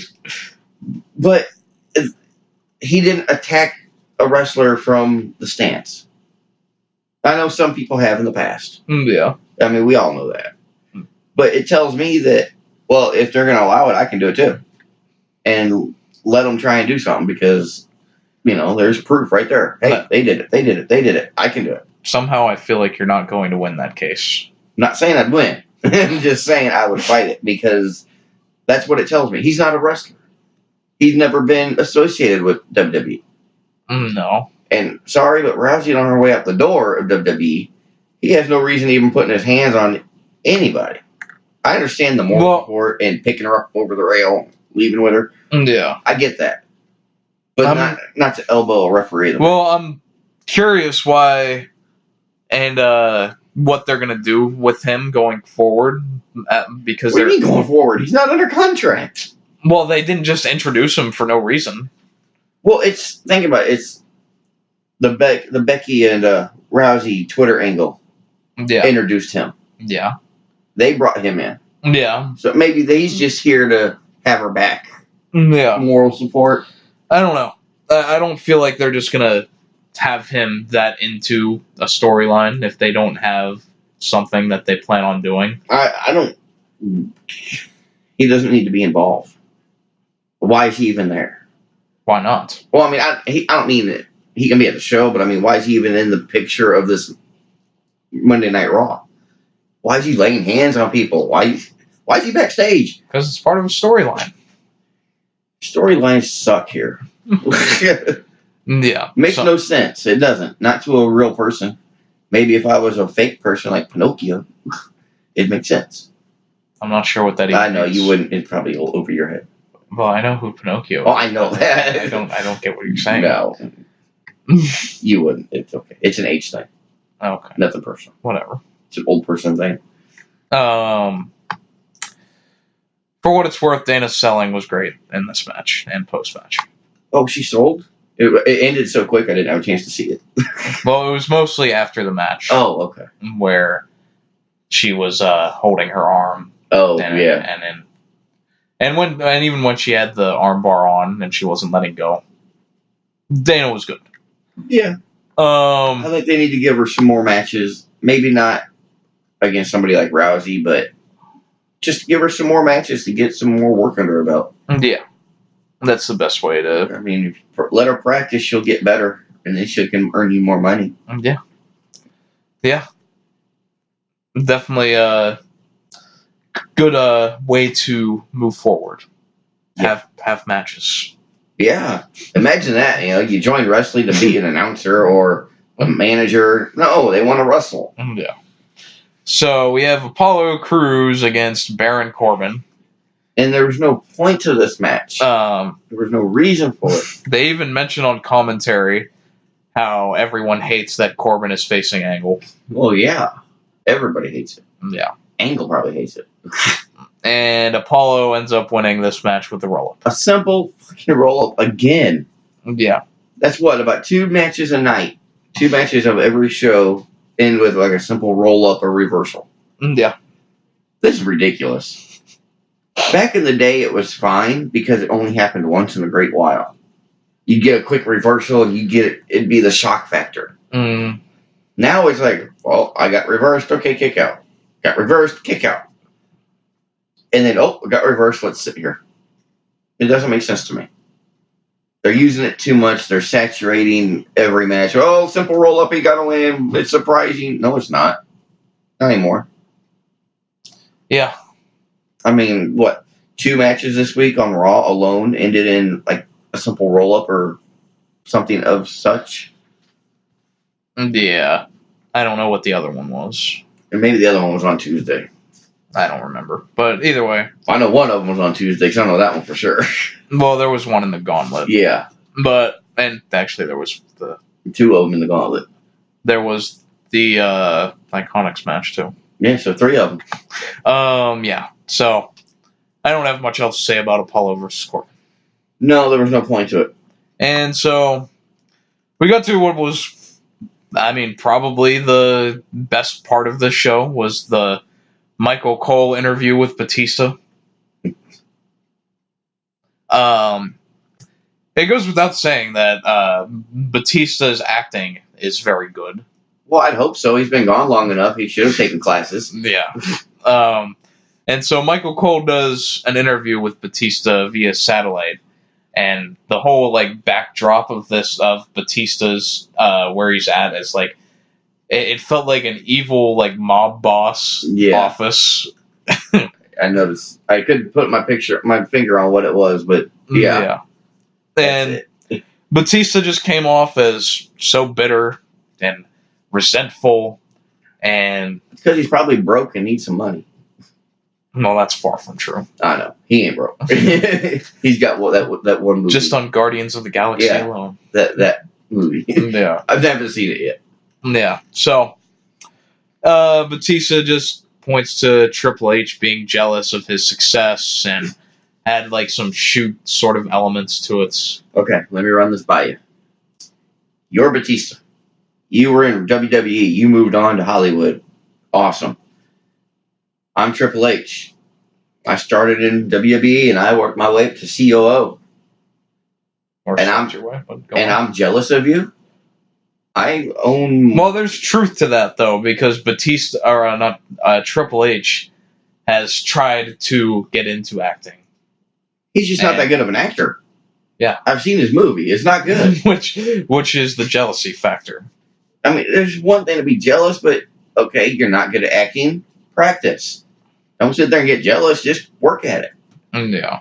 Look at his wrestling from when he debuted as Hunter Hearst Helmsley in WWE. Yeah. Compared to now as the Game Triple H. Mm-hmm. Practice, man. Look what it did to him. Yeah. It's all it takes. Where are we at? So the one closing line though was the Batista saying, "Get out of my office." Yeah. I did get a laugh at that. Get out of my office. It's pay your rent. Braun announces in an interview that he's going to be in the Andre the Giant Memorial Battle Royal. Well, at least he'll be there. And I guess Alexa is trying to be the mediator between Braun and the SNL guys. And Braun says that he'll back off for now, but if they disrespect him again, then they will get these hands. I don't understand what they're doing with Bliss. I mean, she's backstage. Nothing. She's doing the moment of bliss. She's the host of WrestleMania. I want to know why she isn't wrestling. Is there nothing for her to do? No, Is it she's not cleared? I don't think that they're allowing her to wrestle right now. Because I just read an article, just today, but asked that same question, but it was not answered. Bliss commented on it. I just saw it not long ago that it's still up in the air if she will even wrestle again. I mean, is it that bad? Because she's done house shows. Not now. Well, not lately. Yeah, I mean, it's just that she had so many concussions in a short period of time. Is that what it was, or was it just one big one? One bad No, she had a few, within a short period of each other. Oh, I didn't know that. I thought it was just one big one. No. And that's why she's been gone for so long. And she did the thing at the Royal Rumble, and I don't think she's had a match since then. No. She might have had one on the Raw after. Yeah, that's why I'm curious, because, I mean, she was top heel female. Yeah. And now she's gone to below Charlie. Yeah. I mean, I hate to say it, but it's true. Yeah. Because, at least Charlie Crusoe can, get in the ring. She may not wrestle, but she can get in the ring. Yeah. Who knows? I was just curious. I didn't know. We get to the main event match of Drew versus Seth Rollins. And Drew cuts a mean promo challenging Roman Reigns to a match at WrestleMania. And Drew's mic work is fantastic. Oh, yeah. I think it's the accent, too. Yeah. It kind of helps. It does. It makes him sound a lot more threatening. Could you imagine him with, AJ Styles? The accent. Yeah. It just wouldn't be the same. Yeah, that's true. Yeah, so... And I liked how Drew framed this, too, is that he said to carefully consider this and look at your wife and look at your kids, because if you choose to accept, it'll end up... I don't know if he said it'll end up being his last match or whatever, but... Something to that effect. Something to that effect. And he had the closing line of, you may have beaten leukemia, but you can't beat me. It's really... I thought he should have just ended it at the family stuff where you hinted at it. You don't have to overtly say it. I mean, we know he beat leukemia. We don't need it mentioned every week on TV. No. And it might be something he don't want to hear about every week. Well, he's making that merch money on those T-shirts. Well, yeah, but I mean, it's not something that has to be televised every week. It's already out there. The world knows it's in remission. Yeah. It's not like he went and did something outstanding. The damn dude just took some, chemo and radiation. Yeah. And what happened. It's not like he did anything. And nothing against him. Nothing against Reigns. But using his cancer is not a good storyline. Well, they're not just using it in storyline either. They're actively using it to make money. But see, that's bullshit too. And I'm straight up saying that's bullshit. And on a shop, they have, I think, 12 different Roman Reigns shirts and whatever else, jackets with that, like, the symbol on it and whatever else. And it doesn't say anything about any percentage going to research or whatever else. Of course not. 100% is going to go to Vince McMahon's gracious-ass pockets. Well, 2% will go to Roman Reigns. Well, yeah, maybe 2 to 3, depending on what his contract says. Yeah. So, you spend that $1,000, Reigns will get like $3. Yeah. I don't know how much he makes, but nonetheless. Not much. Not enough. Yeah. Drew and Seth had a fine TV main event. What was the point of Drew going after Seth before the bell? And then, as soon as the bell rings, it's nothing but arm bars. Yeah. It's like, Lou, let's hurry up and get this going, and then, bell rings. Yeah, they ran into each other on the ramp. Yeah. And didn't Rollins? Oh, no, that was earlier. Rollins got him from behind. Yeah. And then they get in the ring, and they have the match. Yeah. And, I think it was Lesnar's music hits and distracted Rollins, which, as a finish, I hate so much, because they just did the same thing with Finn Balor last week, where, oh no, the bell is ringing. Wait, what are you doing out here? You're not supposed to be out here. Hey, stop that. And Seth did the same thing, just staring up to the ramp like, oh my god, look, it's Brock Lesnar. Yeah. Oh my god. And he's like, come on, Brock, come on out here. It's like, really, come on. Do they really think we're that stupid? Do they really think we are that stupid to think, well, they watched Raw last week, they're not going to remember this shit? I just don't get why you want to make your performers look so dumb. And it does. It waters them down because they look so stupid. It's really, music hit. I have to look up the ramp because that's where the sound's coming from. Yeah. It's like, really, it's not, music, somebody's music hit. Okay, I'll glance, he's not there. Great, keep wrestling. Yeah. It's, wait, stop. Everybody stop.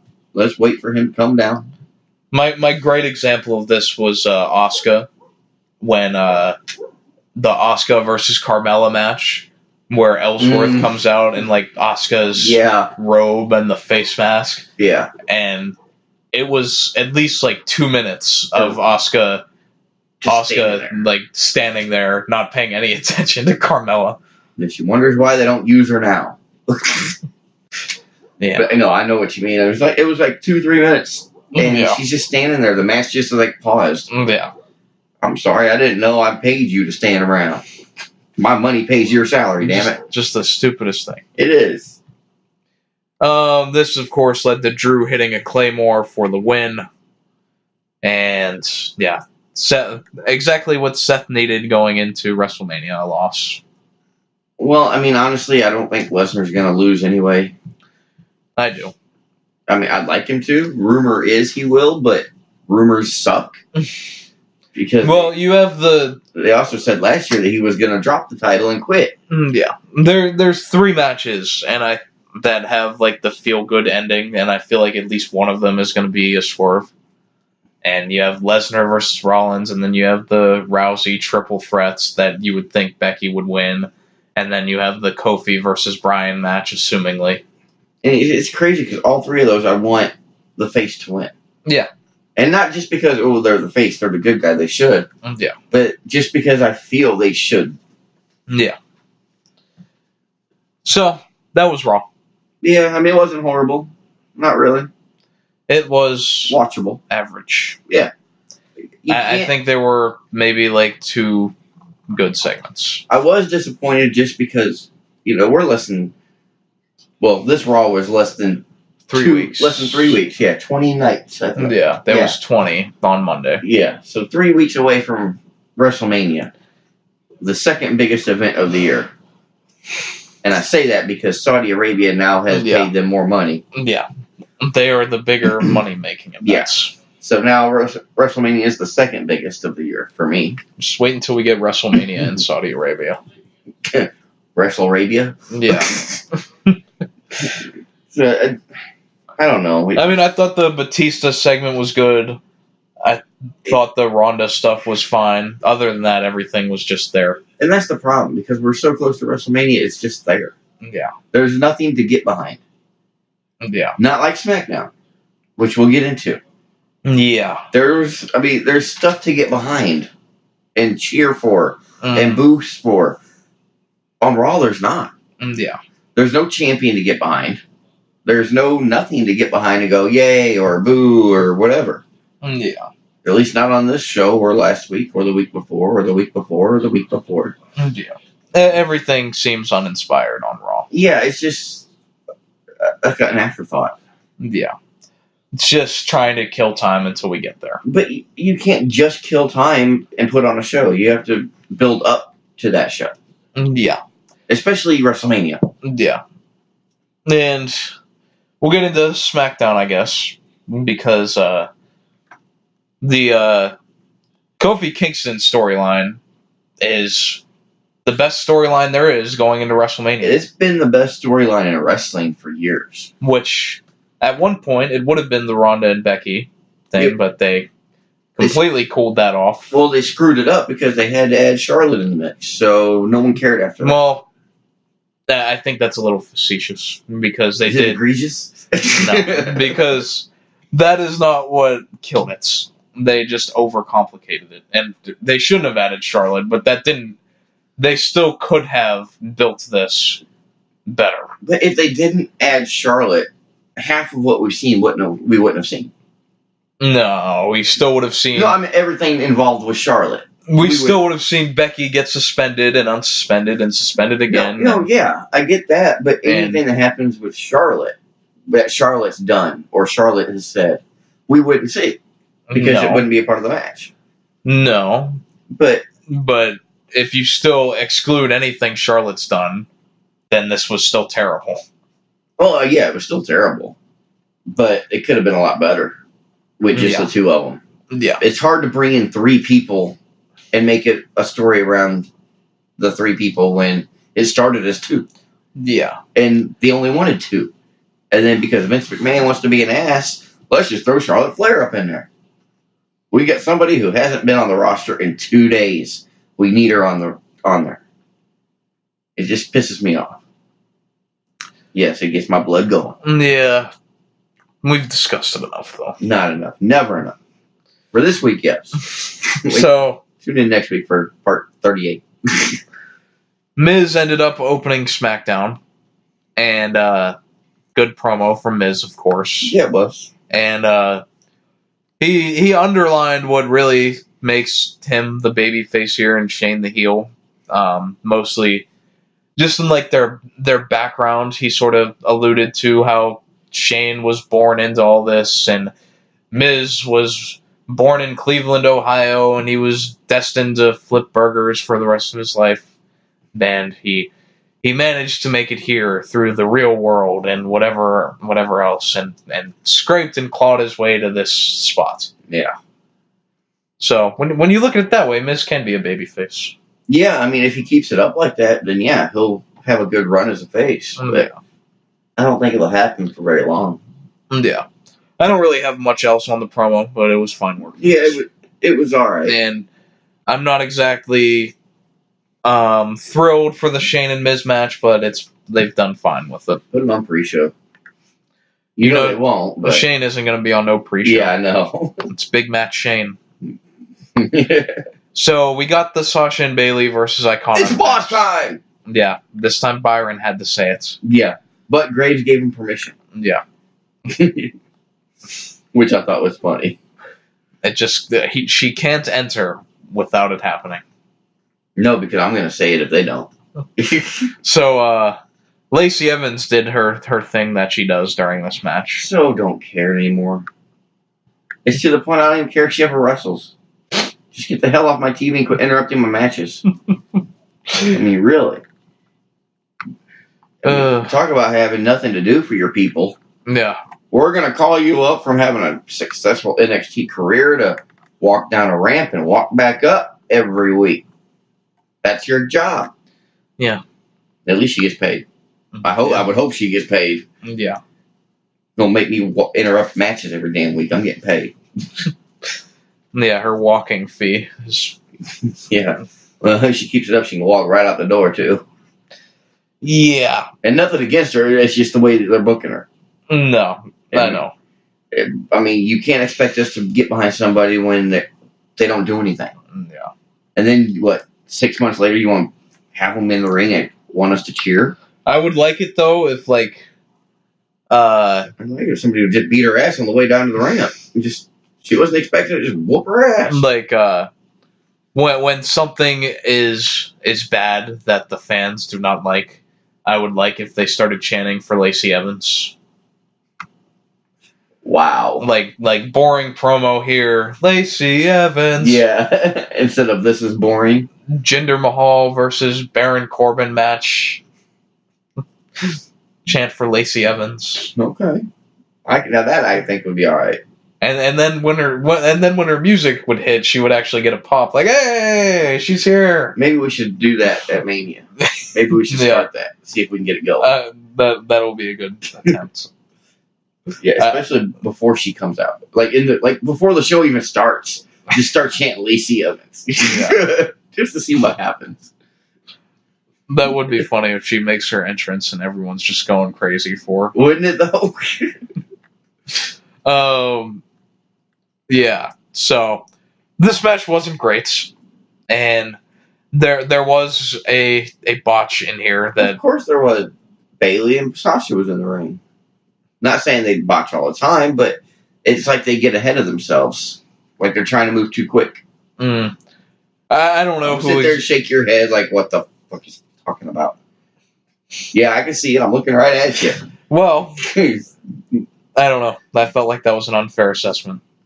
But this one wasn't really like that. It was a miscommunication. This one, yeah. It still looked like they were just trying to move too quick between the three of them.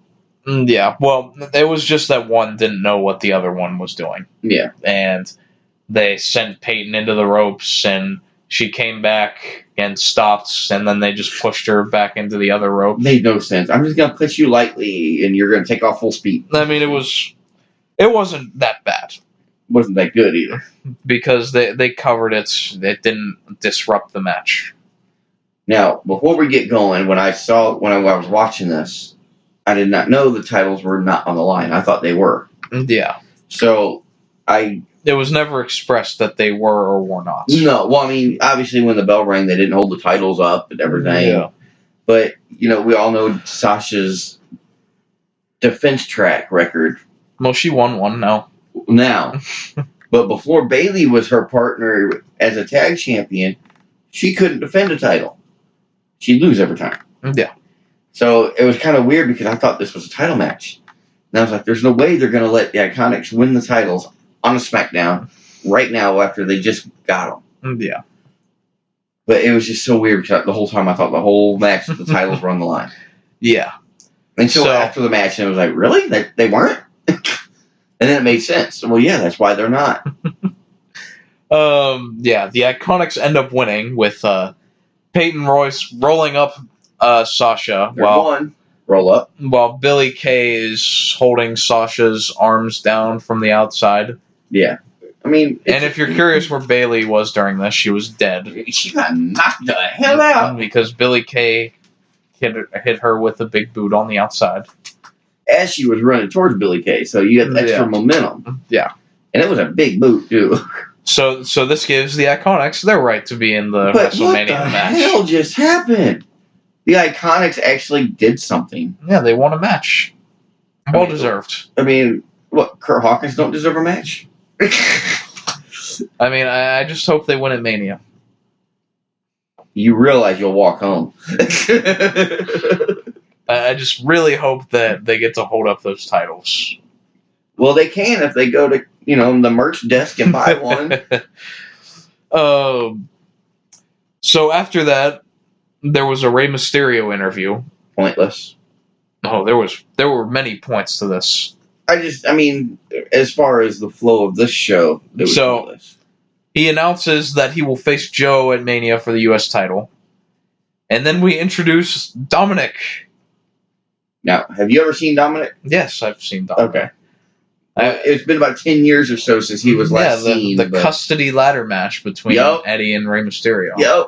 Because instead of settling things in court, we are going to settle it in a ladder match. Yes, but that was a hell of a match. Yeah. If only we were doing this back then and you could tell me how little sense that made. Oh, that made no sense. None whatsoever, but it was entertaining as hell. Yeah, back then no one cared. Yeah, back then it was like, who cares? There was no social media. There was no hashtag this, that, and everything else pisses me off. I'm offended. I'm going to sue. It wasn't like that back in the day. Well, I don't think anyone would be offended by this, but I don't know. Somebody gets offended by everything. I mean, come on. Yeah. Nonetheless, Dominic towers over Mysterio. Oh, God, yeah, by like a foot and a half. I mean, Crazy. I feel like I start to question if that is actually Rey's son. It made me wonder, too, because I always thought he was a little darker. When I was watching it, I was trying to remember Dominic from way back when, and I thought his skin tone was darker.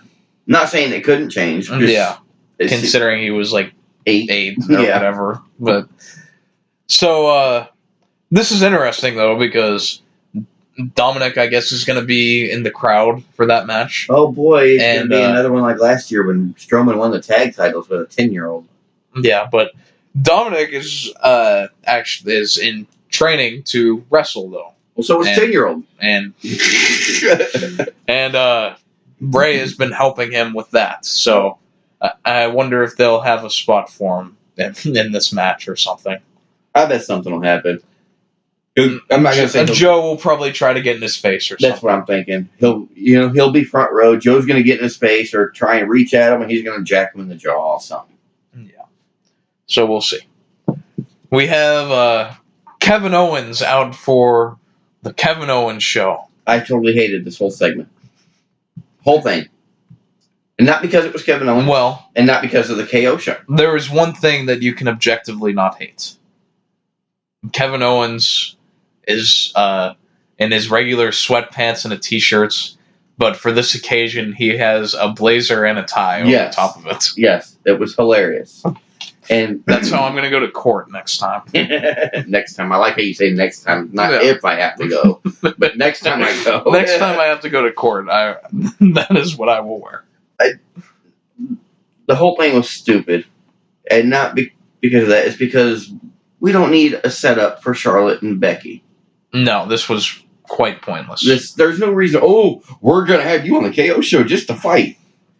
Who cares? We see this shit every fucking week. Between the same two people. Except this time Kevin Owens was there. Oh, well, not even for the fight. He's like, hold on, before you respond, and he gets out of the ring like a little baby. Yeah. Screw that. It's your show. Stand your ground. Well, he's not going to fight them. Didn't say you had to fight them, but you ain't got to leave the ring. Well, that's what he wanted them to fight, though. And that's what pissed me off. There was no point. I mean, they fight every week. Why do we need a setup for them to fight? Really? How stupid can you be? I should send them a bill for my time for having to watch that segment. So, Charlotte and Becky Lynch are the guests, if you did not gather yet. Kevin Owens has, cue cards that highlight things that Becky and Charlotte have said about each other. Still, it's just a setup to get them fighting. And Owens even flat out says no one wants to hear them talk anymore. Which is true. They want to see them fight. I want to see them fight in the match. That counts, not just a stupid brawl for all. And so Charlotte has one line where she says she can beat the holy hell out of Becky, but then KO steps out onto the apron and says, "Becky, your response." And then Becky lifts the mic and then punches Charlotte in the face, which was at least somewhat comical that Owens just got out of the ring and said, "Okay, Becky, your response." I just found it so stupid. I would have rather seen the KO show with a real guest let us learn something new. Let us see somebody new, a returning act or something. Yeah. Not something I'm going to see in 2 weeks that I'm going to see next week. I saw last week in the last 5 months. I don't need it. There was nothing new in this. Or special. Or anything that... Or if you went to the bathroom, forward. you didn't miss a dang thing. Yeah. So, they brawl until security and the refs come out to break them apart. But now Becky and Charlotte, after Ronda attacked the security and the referees the last 2 weeks, this time Becky and Charlotte attacked the security. Is their fine going to be disclosed? I don't know. Because it was Becky's, or it was Rousey's contract that allowed it not to be disclosed. Is that what they said? Yeah. Okay, I didn't actually read anything. Oh, yeah, it's because of her contract, it's an undisclosed amount. I see. So, yeah, I guess they're going to get fined now, but it's okay because Becky has that Head and Shoulders advert, so she'll be okay. Oh, she got a real commercial? Yeah, shoot. I don't watch TV. Oh, yeah, well, it was on Raw. They had the Becky Lynch Head and Shoulders commercials. Not on my version. Well, I don't have commercials. Yeah, I know. So that's why I'm telling you. That's cool. It's cool she got a real commercial outside of WWE. Yeah. That's awesome. Good for her.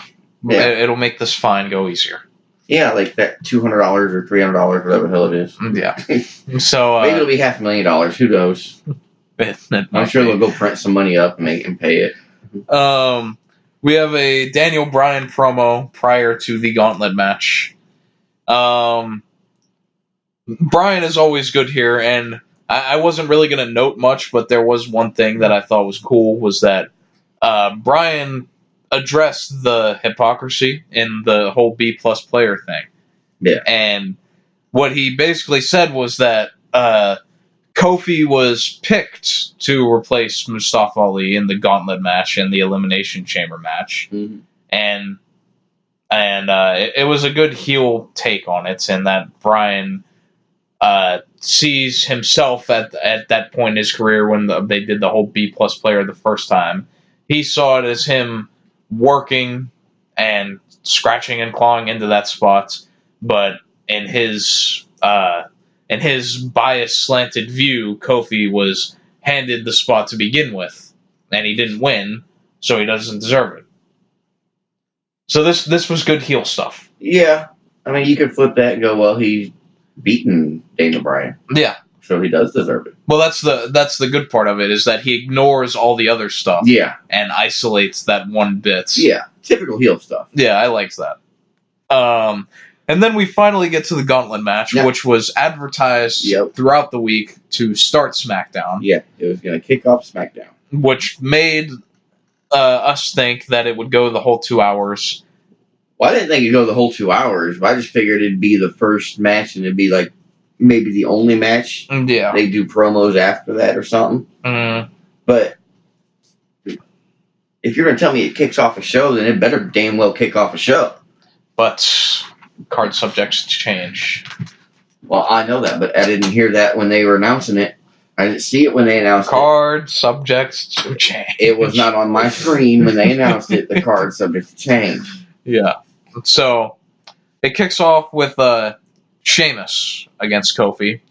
And apparently New Day are barred from ringside.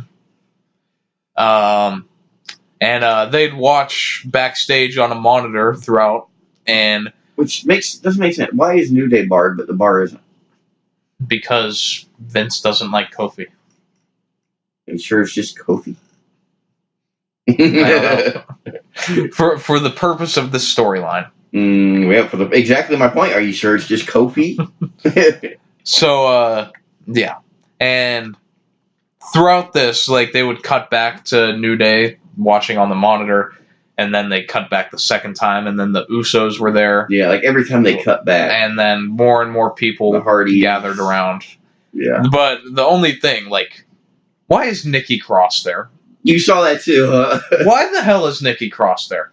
Because nobody wanted to play with Nikki. Nikki has not been on TV. And maybe that's why she was there. In like 2 months. That's why she was there. And her character is not one that would be standing at a monitor and cheering for someone.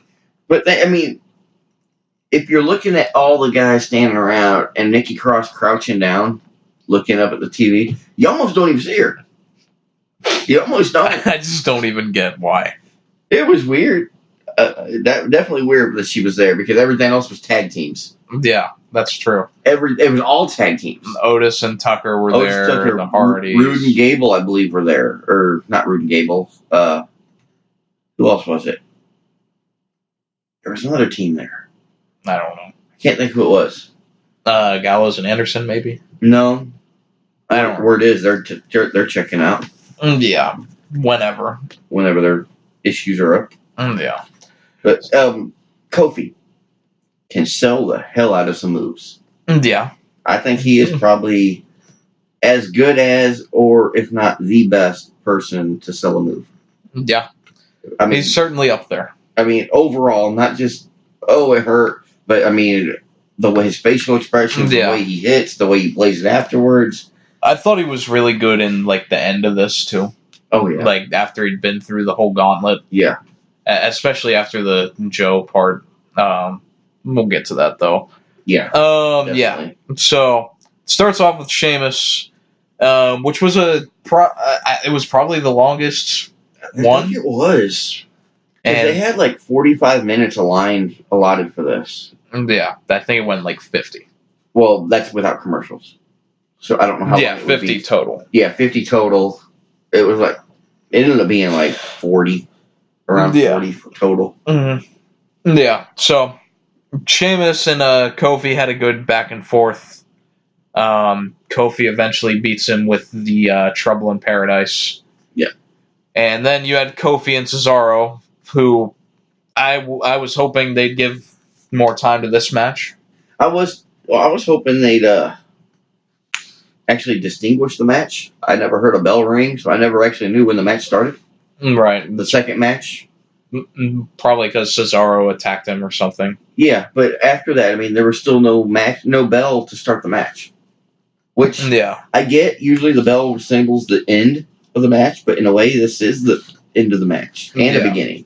The end and the beginning. So, it kind of threw me for a loop to see, there they are, just attacking them. No bell. Oh, there's pin count, Yeah. So, Kofi ends up beating Cesaro fairly quickly with an SOS. But Cesaro catching Kofi off the top rope. Yeah. Dude is strong. Yeah. I don't care what you say. Cesaro is strong as hell. Yeah. Cesaro is another one that I put in the Chad Gable class of people that should be big single stars. Yeah. He should be. He really should be. He does good. He does good with Sheamus. Yeah. But I think as a singles, he should be up there. And then I feel like Cesaro could really be a top babyface too. He could. He's been a babyface. He can get the crowd behind him again. Yeah. He just has to get rid of Sheamus. Yeah, because the way he's able to run around and do all of his uppercuts and the swing, everybody loves the swing. Yeah. But at one point, I really wanted to see a Cesaro versus Lesnar match, but that's never going to happen. No. You might as well put, Sheamus versus Lesnar. Yeah. Because that won't happen either. Probably not. It may have at one point. I don't think it has. Maybe on the video game. That's about it. Yeah. So, Rowan is next after Cesaro. Did this match even get going before he was cute? Yeah. So, also, Rowan came out to the Bludgeon Brothers theme song and not the theme song that he's been coming out to. Yeah, when it's just him, it's the Bludgeon Brothers. But when Daniel's with them, it's not. Yeah, I feel like that was a mistake. Unless they're setting it up for something. Luke Harper is healthy. Yeah, they set it up by playing the wrong theme song. That's A1 storytelling there. Hey, it's WWE, it don't matter.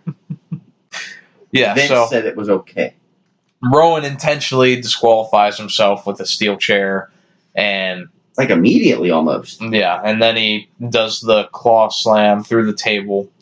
Oh, he whooped up on Kofi. Yeah, he did not move the monitors off either. No, and that was a shock. Well, luckily they're not monitors anymore. They're just iPads little or whatever. tablets. Yeah, tablets. Barely bigger than my phone. Yeah. So there was some extra hurt on there for Kofi. Yeah. But that's 3 wins. Yeah. And all that is left is Samoa Joe and Randy Orton. Oh, is that all? And Samoa Joe comes out after this. He's the perfect one to have right after Kofi is beaten down. Yeah. And Joe goes for a muscle buster, which is something we still haven't seen him do on the main roster. Well, I heard it got blacklisted. Yeah. The thing is, he hurt Tyson Kidd with it. Isn't that why Tyson retired? Yeah. Yeah. But then they still used it in NXT after that. Mm-hmm. But then when Joe got called up to the main roster, they had never used it. He's never used it, but he's went for it. Yeah, he's went several times. But I always thought it was outlawed. Yeah. But yeah, he'd go for it. It may or may not be. Like the pile driver. You always see people attempt to go for it, but because it's illegal, they won't. Yeah.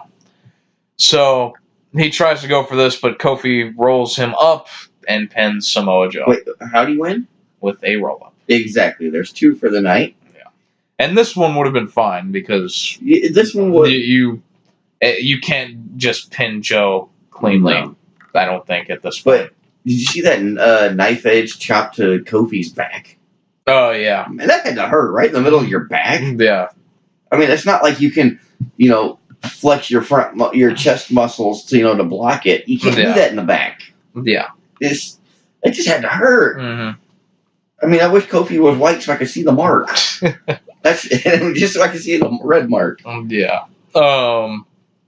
So after this, Joe, of course, puts Kofi in the coquina clutch. And the sore loser he is. Knocks his ass out. And yeah, this was the part I was talking about. Kofi looked dead. Yeah,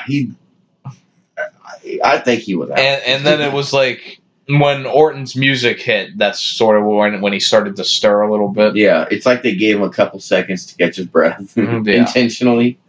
Yeah, and the lifeless Kofi Kingston manages to counter out of an RKO and hit a Trouble in Paradise on Orton, but he can't capitalize because Orton rolls out of the ring, and Kofi would later counter another RKO into a roll-up to pin Orton. There's 3. And there's your number 3. Now, if you notice, Phillips said that it was Big E in this match for 41 minutes, and Graves had to correct him. Yes. And then Orton's shoulder was what? It looked like it came up. 8 inches off the mat, or 8 inches from the referee's eyeball when it came off the mat at 2. Yeah. But yet the count just kept on going. Yeah, that might have been Orton's fault. I think he just didn't kick out in time. Or there was a miscommunication. Well, I think he was supposed to get pinned there. Oh, he just maybe struggled too much. Yeah. That could be. I mean, Kofi's probably tired. Maybe Orton thought he could hold him down more. Yeah. It's possible. And so Big E and Xavier come out, and they lift Kofi onto their shoulders in celebration. But then the Vince McMahon music hits. Rachel McMahon. Yeah. And Vince interrupts, and he says, Kofi, and he congratulates him, and he says, you're going to WrestleMania so long as you can defeat one more opponent. Well, now, before that, he announced that when he said you're going to WrestleMania, the whole place popped. Yeah. And then he said, you're going to WrestleMania if. Yep. And then the whole place went, shit. Yeah. And he says, New Day must leave as out comes Daniel Bryan. Which really makes... I don't know. I mean, I see where they're going with it, so I'm just tired of seeing this stuff. And why? Because it's actually to the point, it's actually legitimately pissing me off. To the fact of how racist they're being. And I know it's the show, but you know what? It's still a racial issue. We've got enough racial issues in the world today. We don't need somebody making fun of it and treating blacks like that. They don't overtly you don't need to overtly say, "Oh, it's because you're black." No, it's people like you. This isn't Booker T and Triple H, though. No, it's not that far. Not yet. Yeah, but it's. I mean, I'm sorry, but when you're saying people like you, if you said that to a black guy, or I said that to a black guy, you know what that's going to refer to? All black people. Yeah. So you have to accept it. That's how people are taking it. Yeah. And it's legitimately pissing me off, and not in a good way. Okay. I'm not a racist person. I'm really not. I don't like to see it. And especially in a public place like this, a business, where I'm paying you money to be entertained and I'm being showed racial crap, that pisses me off. And I know it's a touchy subject, but it's true. But I don't think they've alluded to it on television that much. It's not the fact that they've alluded to it, but, well, in a way they have by saying people like us. Yeah, and that's what Kofi and Big E and Xavier or whatever said. But they have said that on TV. Yeah. And that, I mean, all you gotta do is people like us. Well, people like you, black people. Yeah. So, and I'm tired of seeing it. It's one thing for an entertainment purpose, but when it's an ongoing week in, week out racial bias. Well, the thing is though, if the payoff is to have Kofi overcome all that and win the championship, to me, it's not worth it. There's enough racial issues in the country and the world nowadays. We don't need Vince McMahon making light of it. We really don't. You can find another angle besides his skin color. Yeah. And it's just pissing me off. No, I mean, that's fair. And I'm not, maybe it's just me. Maybe I'm looking at it wrong. Yeah, I mean... Maybe I'm looking at it too much. Maybe I'm just too old. That's what you point everything back to. Because it's usually true. But, I don't know. I mean, I don't think that they've... Like, what I always look at with that stuff was the Booker T and Triple H feud. Because that was, like, overtly racist. But that was in the Attitude Era. Or shortly after. Yeah, post-Attitude Era. But it was more acceptable then.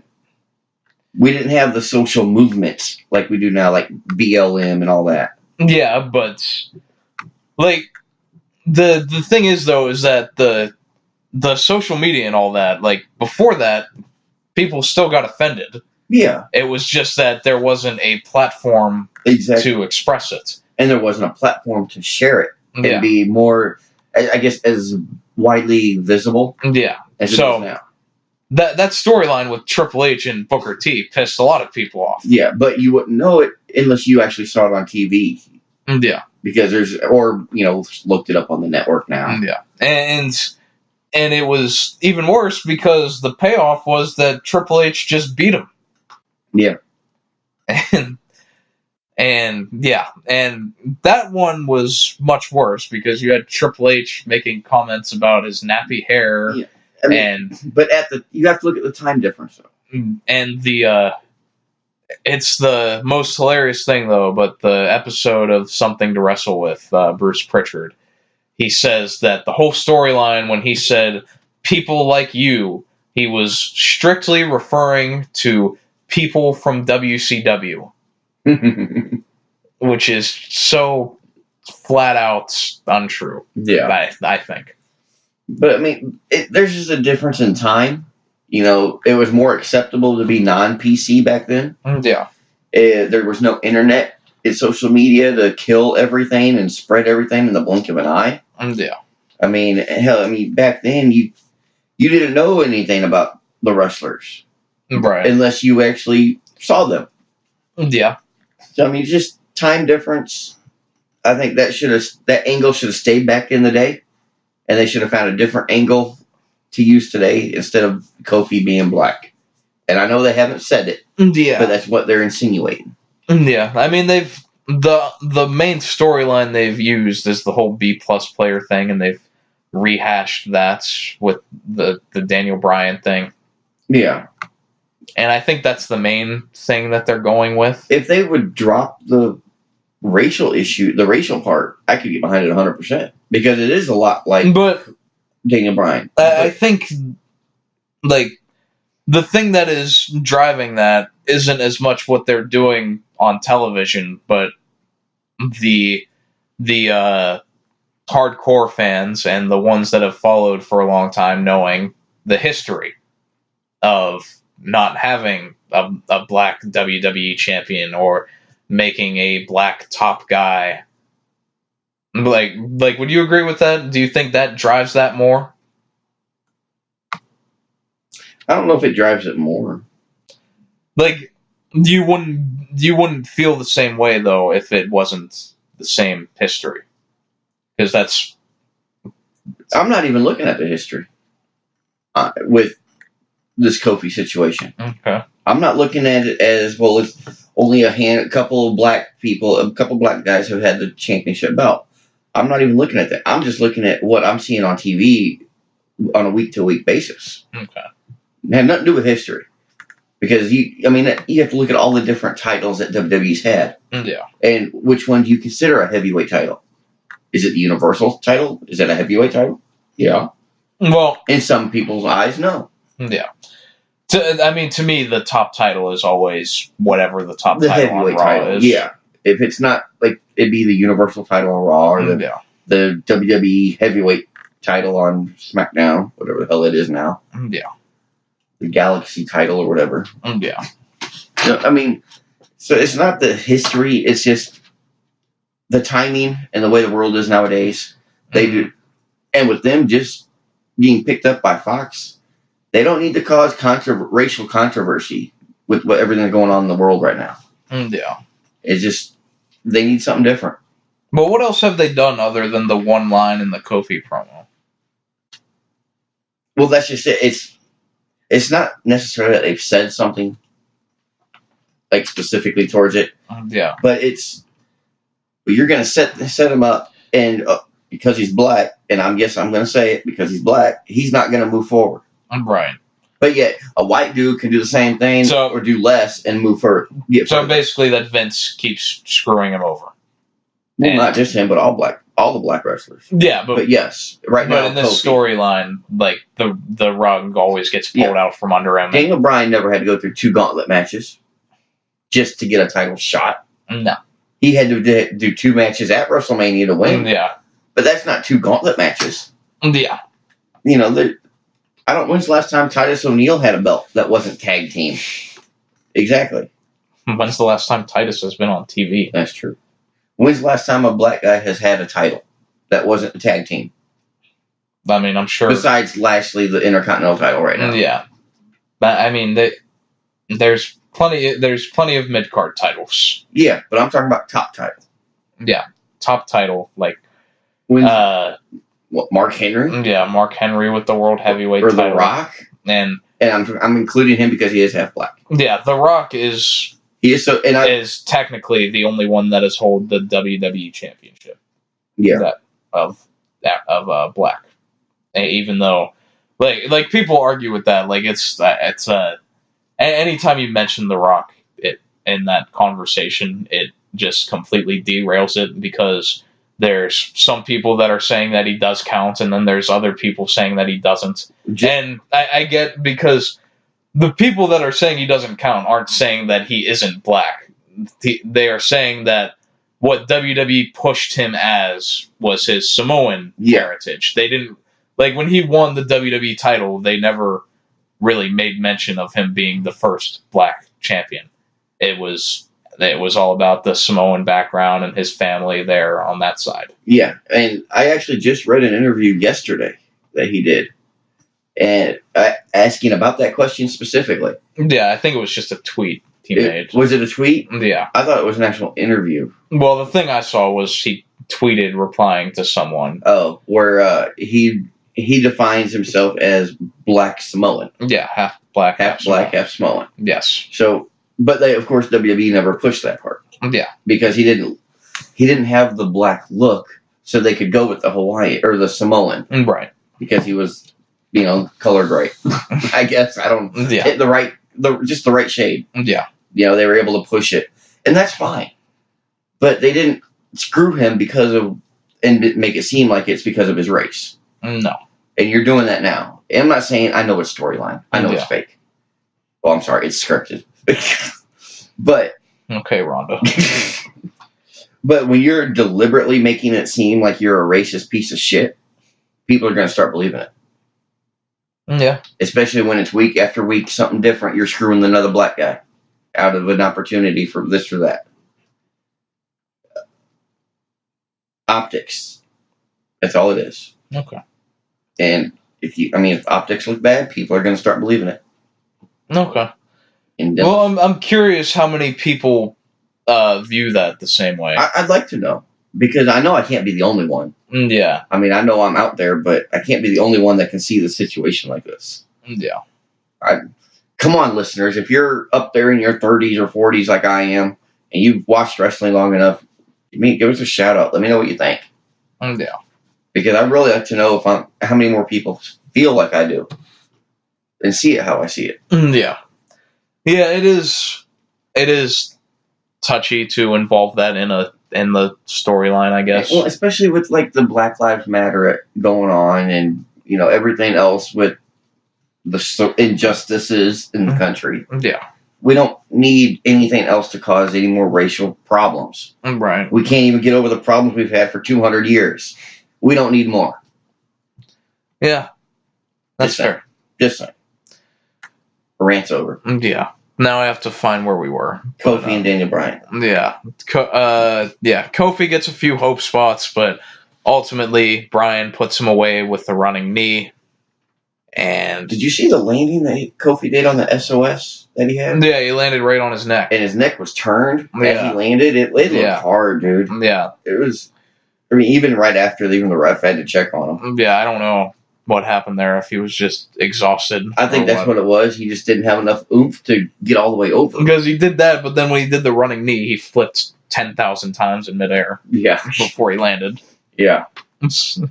Yeah, so, a few other things. I thought, commentary in this match was actually really good. Just this match or the whole gauntlet?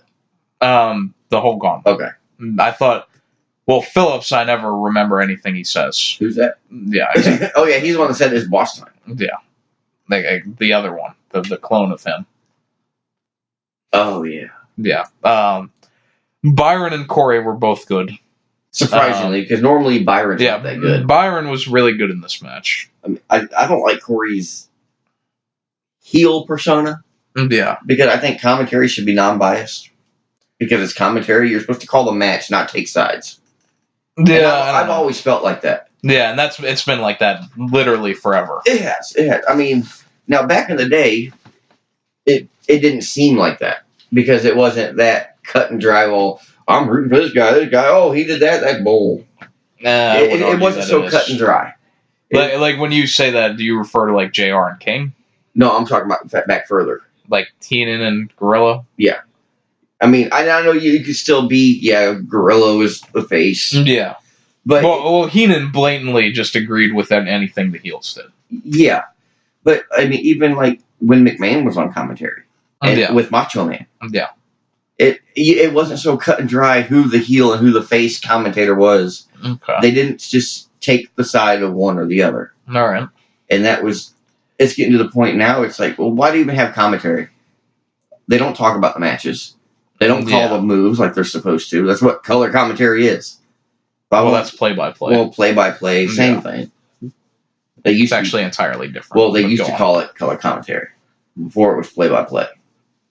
Back in the day, they called it color commentary. Well, color commentary is the position that like Graves or Lawler would be in, and play-by-play is what JR or Cole, the ones that are supposed to be calling what is going on. Well, and that's the problem. And it's the same thing with sports. Like in football, you have the play-by-play and the color guy.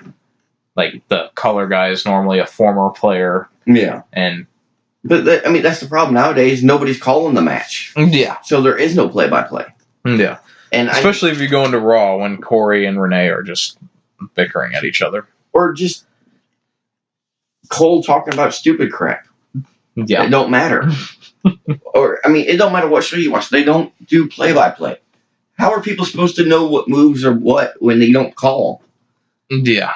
How many times have we had to make up a name to a move? Just since we've been doing this show since August? Yeah. What, 5-6 times we had to come up with our own name? Probably. It's ridiculous. We have people, they're getting paid to tell us what they are. Yeah. And they've got to bicker back and forth. And what effect that this move has, and why this person's trying to do that, and what this person's strategy is. They used to go in depth, like, well, this is why this move is so devastating. Yeah, I agree with that. And entirely. now it's, oh, well, yeah, he did this. Okay, and now back to this story. Yeah. It's like, what the hell? Yeah, I agree with that entirely. Where's my play-by-play? Tell me something. Yeah. Hell, I could say 5 wrestling move names in one match and do more than they did. Yeah. Byron at the end here, when Kofi got hit with the knee, like, he felt so genuine because he was just like, no, kick out. Yeah. Like, I felt emotion, which I really liked. Yeah, I did like that. And he had the line earlier, which this is going to allude to the race thing. So, he said that Kofi has to work twice as hard to get half as far. Yep. Which is something that has been used in, like, the black community for a long time. That line. Black or even as women. Yeah. But yes. In this aspect, it's alluding to the race. Yes. Because no one thinks Kofi's a woman. I don't think so. Kofi don't have the chest to be a woman. That's true. Yeah. So his nipples look like another belly button. my prediction for next week is that I think I've said on this show before that they would, since they're copying the Daniel Bryan storyline from 2014, that eventually Kofi would have the Occupy SmackDown movement. But I think what they're going to do this time is, if you haven't seen it, go to Big E's Twitter and just look at the video he posted. Oh, yeah. That he essentially alluded to that, we've all worked so hard to get here, and it's just not made for people like us and all that, and that they're essentially thinking that maybe they should just quit. Mm-hmm. And so what I feel like is going to happen is just that New Day are going to come out probably by themselves at first and say that, if Kofi doesn't get his match, then we're going to quit. Yeah. And, Vince comes out and he's just like, oh, well, that's okay. We can let you go. But then, like, one by one, like, the Usos come out. Yeah. And then one by one as they're walking to the ring. Yeah, whoever else, like the whole babyface locker room, AJ Styles, The Miz, the Hardys. Because every promo throughout this show, like, every babyface mentioned Kofi and that they're rooting for him. Even Kevin. Yeah. I mean, Owens, Miz mentioned it. Yeah. Styles mentioned it. So you just have all of them come out and you just say, if you don't give Kofi his match in Mania, we're all leaving. Exactly. And I think they should. Maybe you could even throw in an AEW reference. Might as well. We're all going to go to AEW. Yeah, why not? We're all gonna go to Madison Square Garden, in a couple weeks. Yeah, and if you want to get, like, the fans involved too, have, like, some Kofi Mania shirts and have them in the ring too, you can do that. Yeah, but I feel like this would be just as effective with just the superstars. Yeah, you don't need a lot. You don't need to occupy the ring with people. Yeah, with outsiders. I mean, you can use the wrestlers that you're paying. Yeah, and, like, you can have one by one, like, the Usos come out and Vince is just like, well, if it's got to be that way, pal, I guess you're both gone. But then as more and more people come out, Vince is like, oh, well, goddamn, I can't fire all of you. And then you're going to get, somebody like Triple H or Stephanie to come out and talk to them. Well, you can't get rid of the whole tag division. Yeah.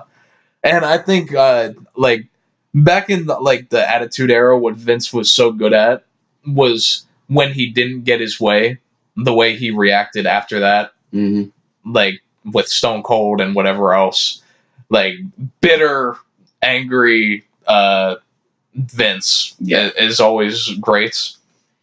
Yeah, and back then it was great because there wasn't any underlying issues that there could be mixed in. Yeah. But I think I don't know, I kind of like the way that would play out, is if they came out just like team at a time. Yeah. And be like, well, if you don't get a match, I'm done. Yeah. I mean, because we already know that. I mean, nobody's just going to quit. Yeah. Under contract, they can't. Yeah. But it's a good. But you can just spin it that way. Yeah, you could spin it that way. It's a good visual. And even if they don't say quit, you can say that we're not gonna wrestle. Yeah, we're gonna take a stand. We're gonna strike. Yeah. I can see something like that going down. Something needs to happen next week because there's only 2 weeks left. Well, I mean, just I'd like to start getting a card nailed down. Yeah, because we're gonna have like 30 matches to come up with predictions for. Yeah.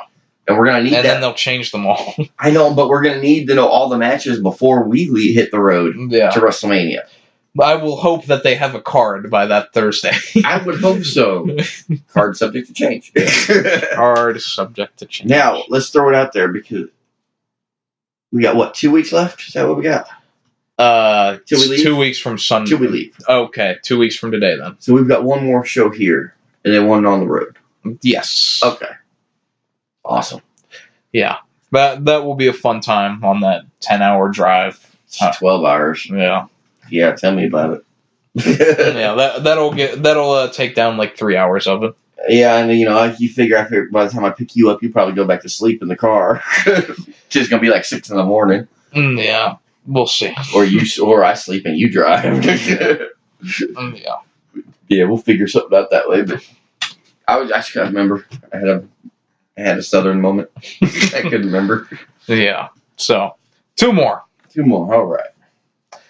Yeah. So all in all, it wasn't bad. If they drop the racial issues, everything would be a lot better. I know they will after Mania, but it better be worth it. Yeah. I'll give SmackDown a very. I thought it was either B plus. I think it's close to A-, just because I enjoyed that Gauntlet match so much. I enjoyed the match, yes. I'm giving it just a B to a B-. I don't need to see 3 matches in a damn roll-up. Yeah. I mean, really. I mean, everything else before the Gauntlet also wasn't that good. Substantial. Yeah. So I give it a B to a B-. Yeah. But, yeah, any other racial issues you want to bring up here? Or No, I'm good. Hey, it had to get said. I know.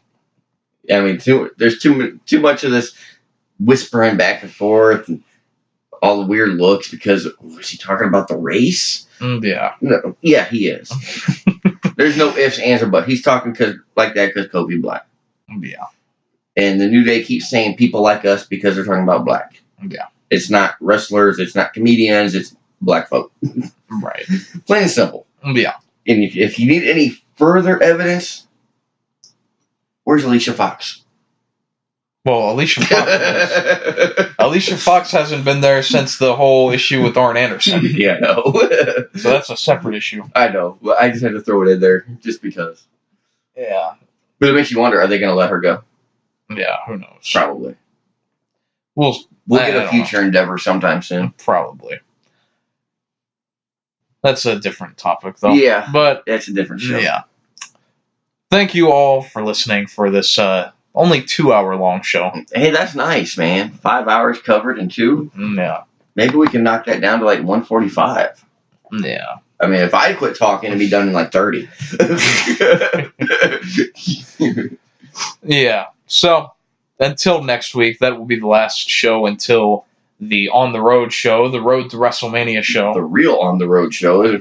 We will be on the road driving there. So you'll be hearing all the road noise and road rage that I get and everything else. Yeah.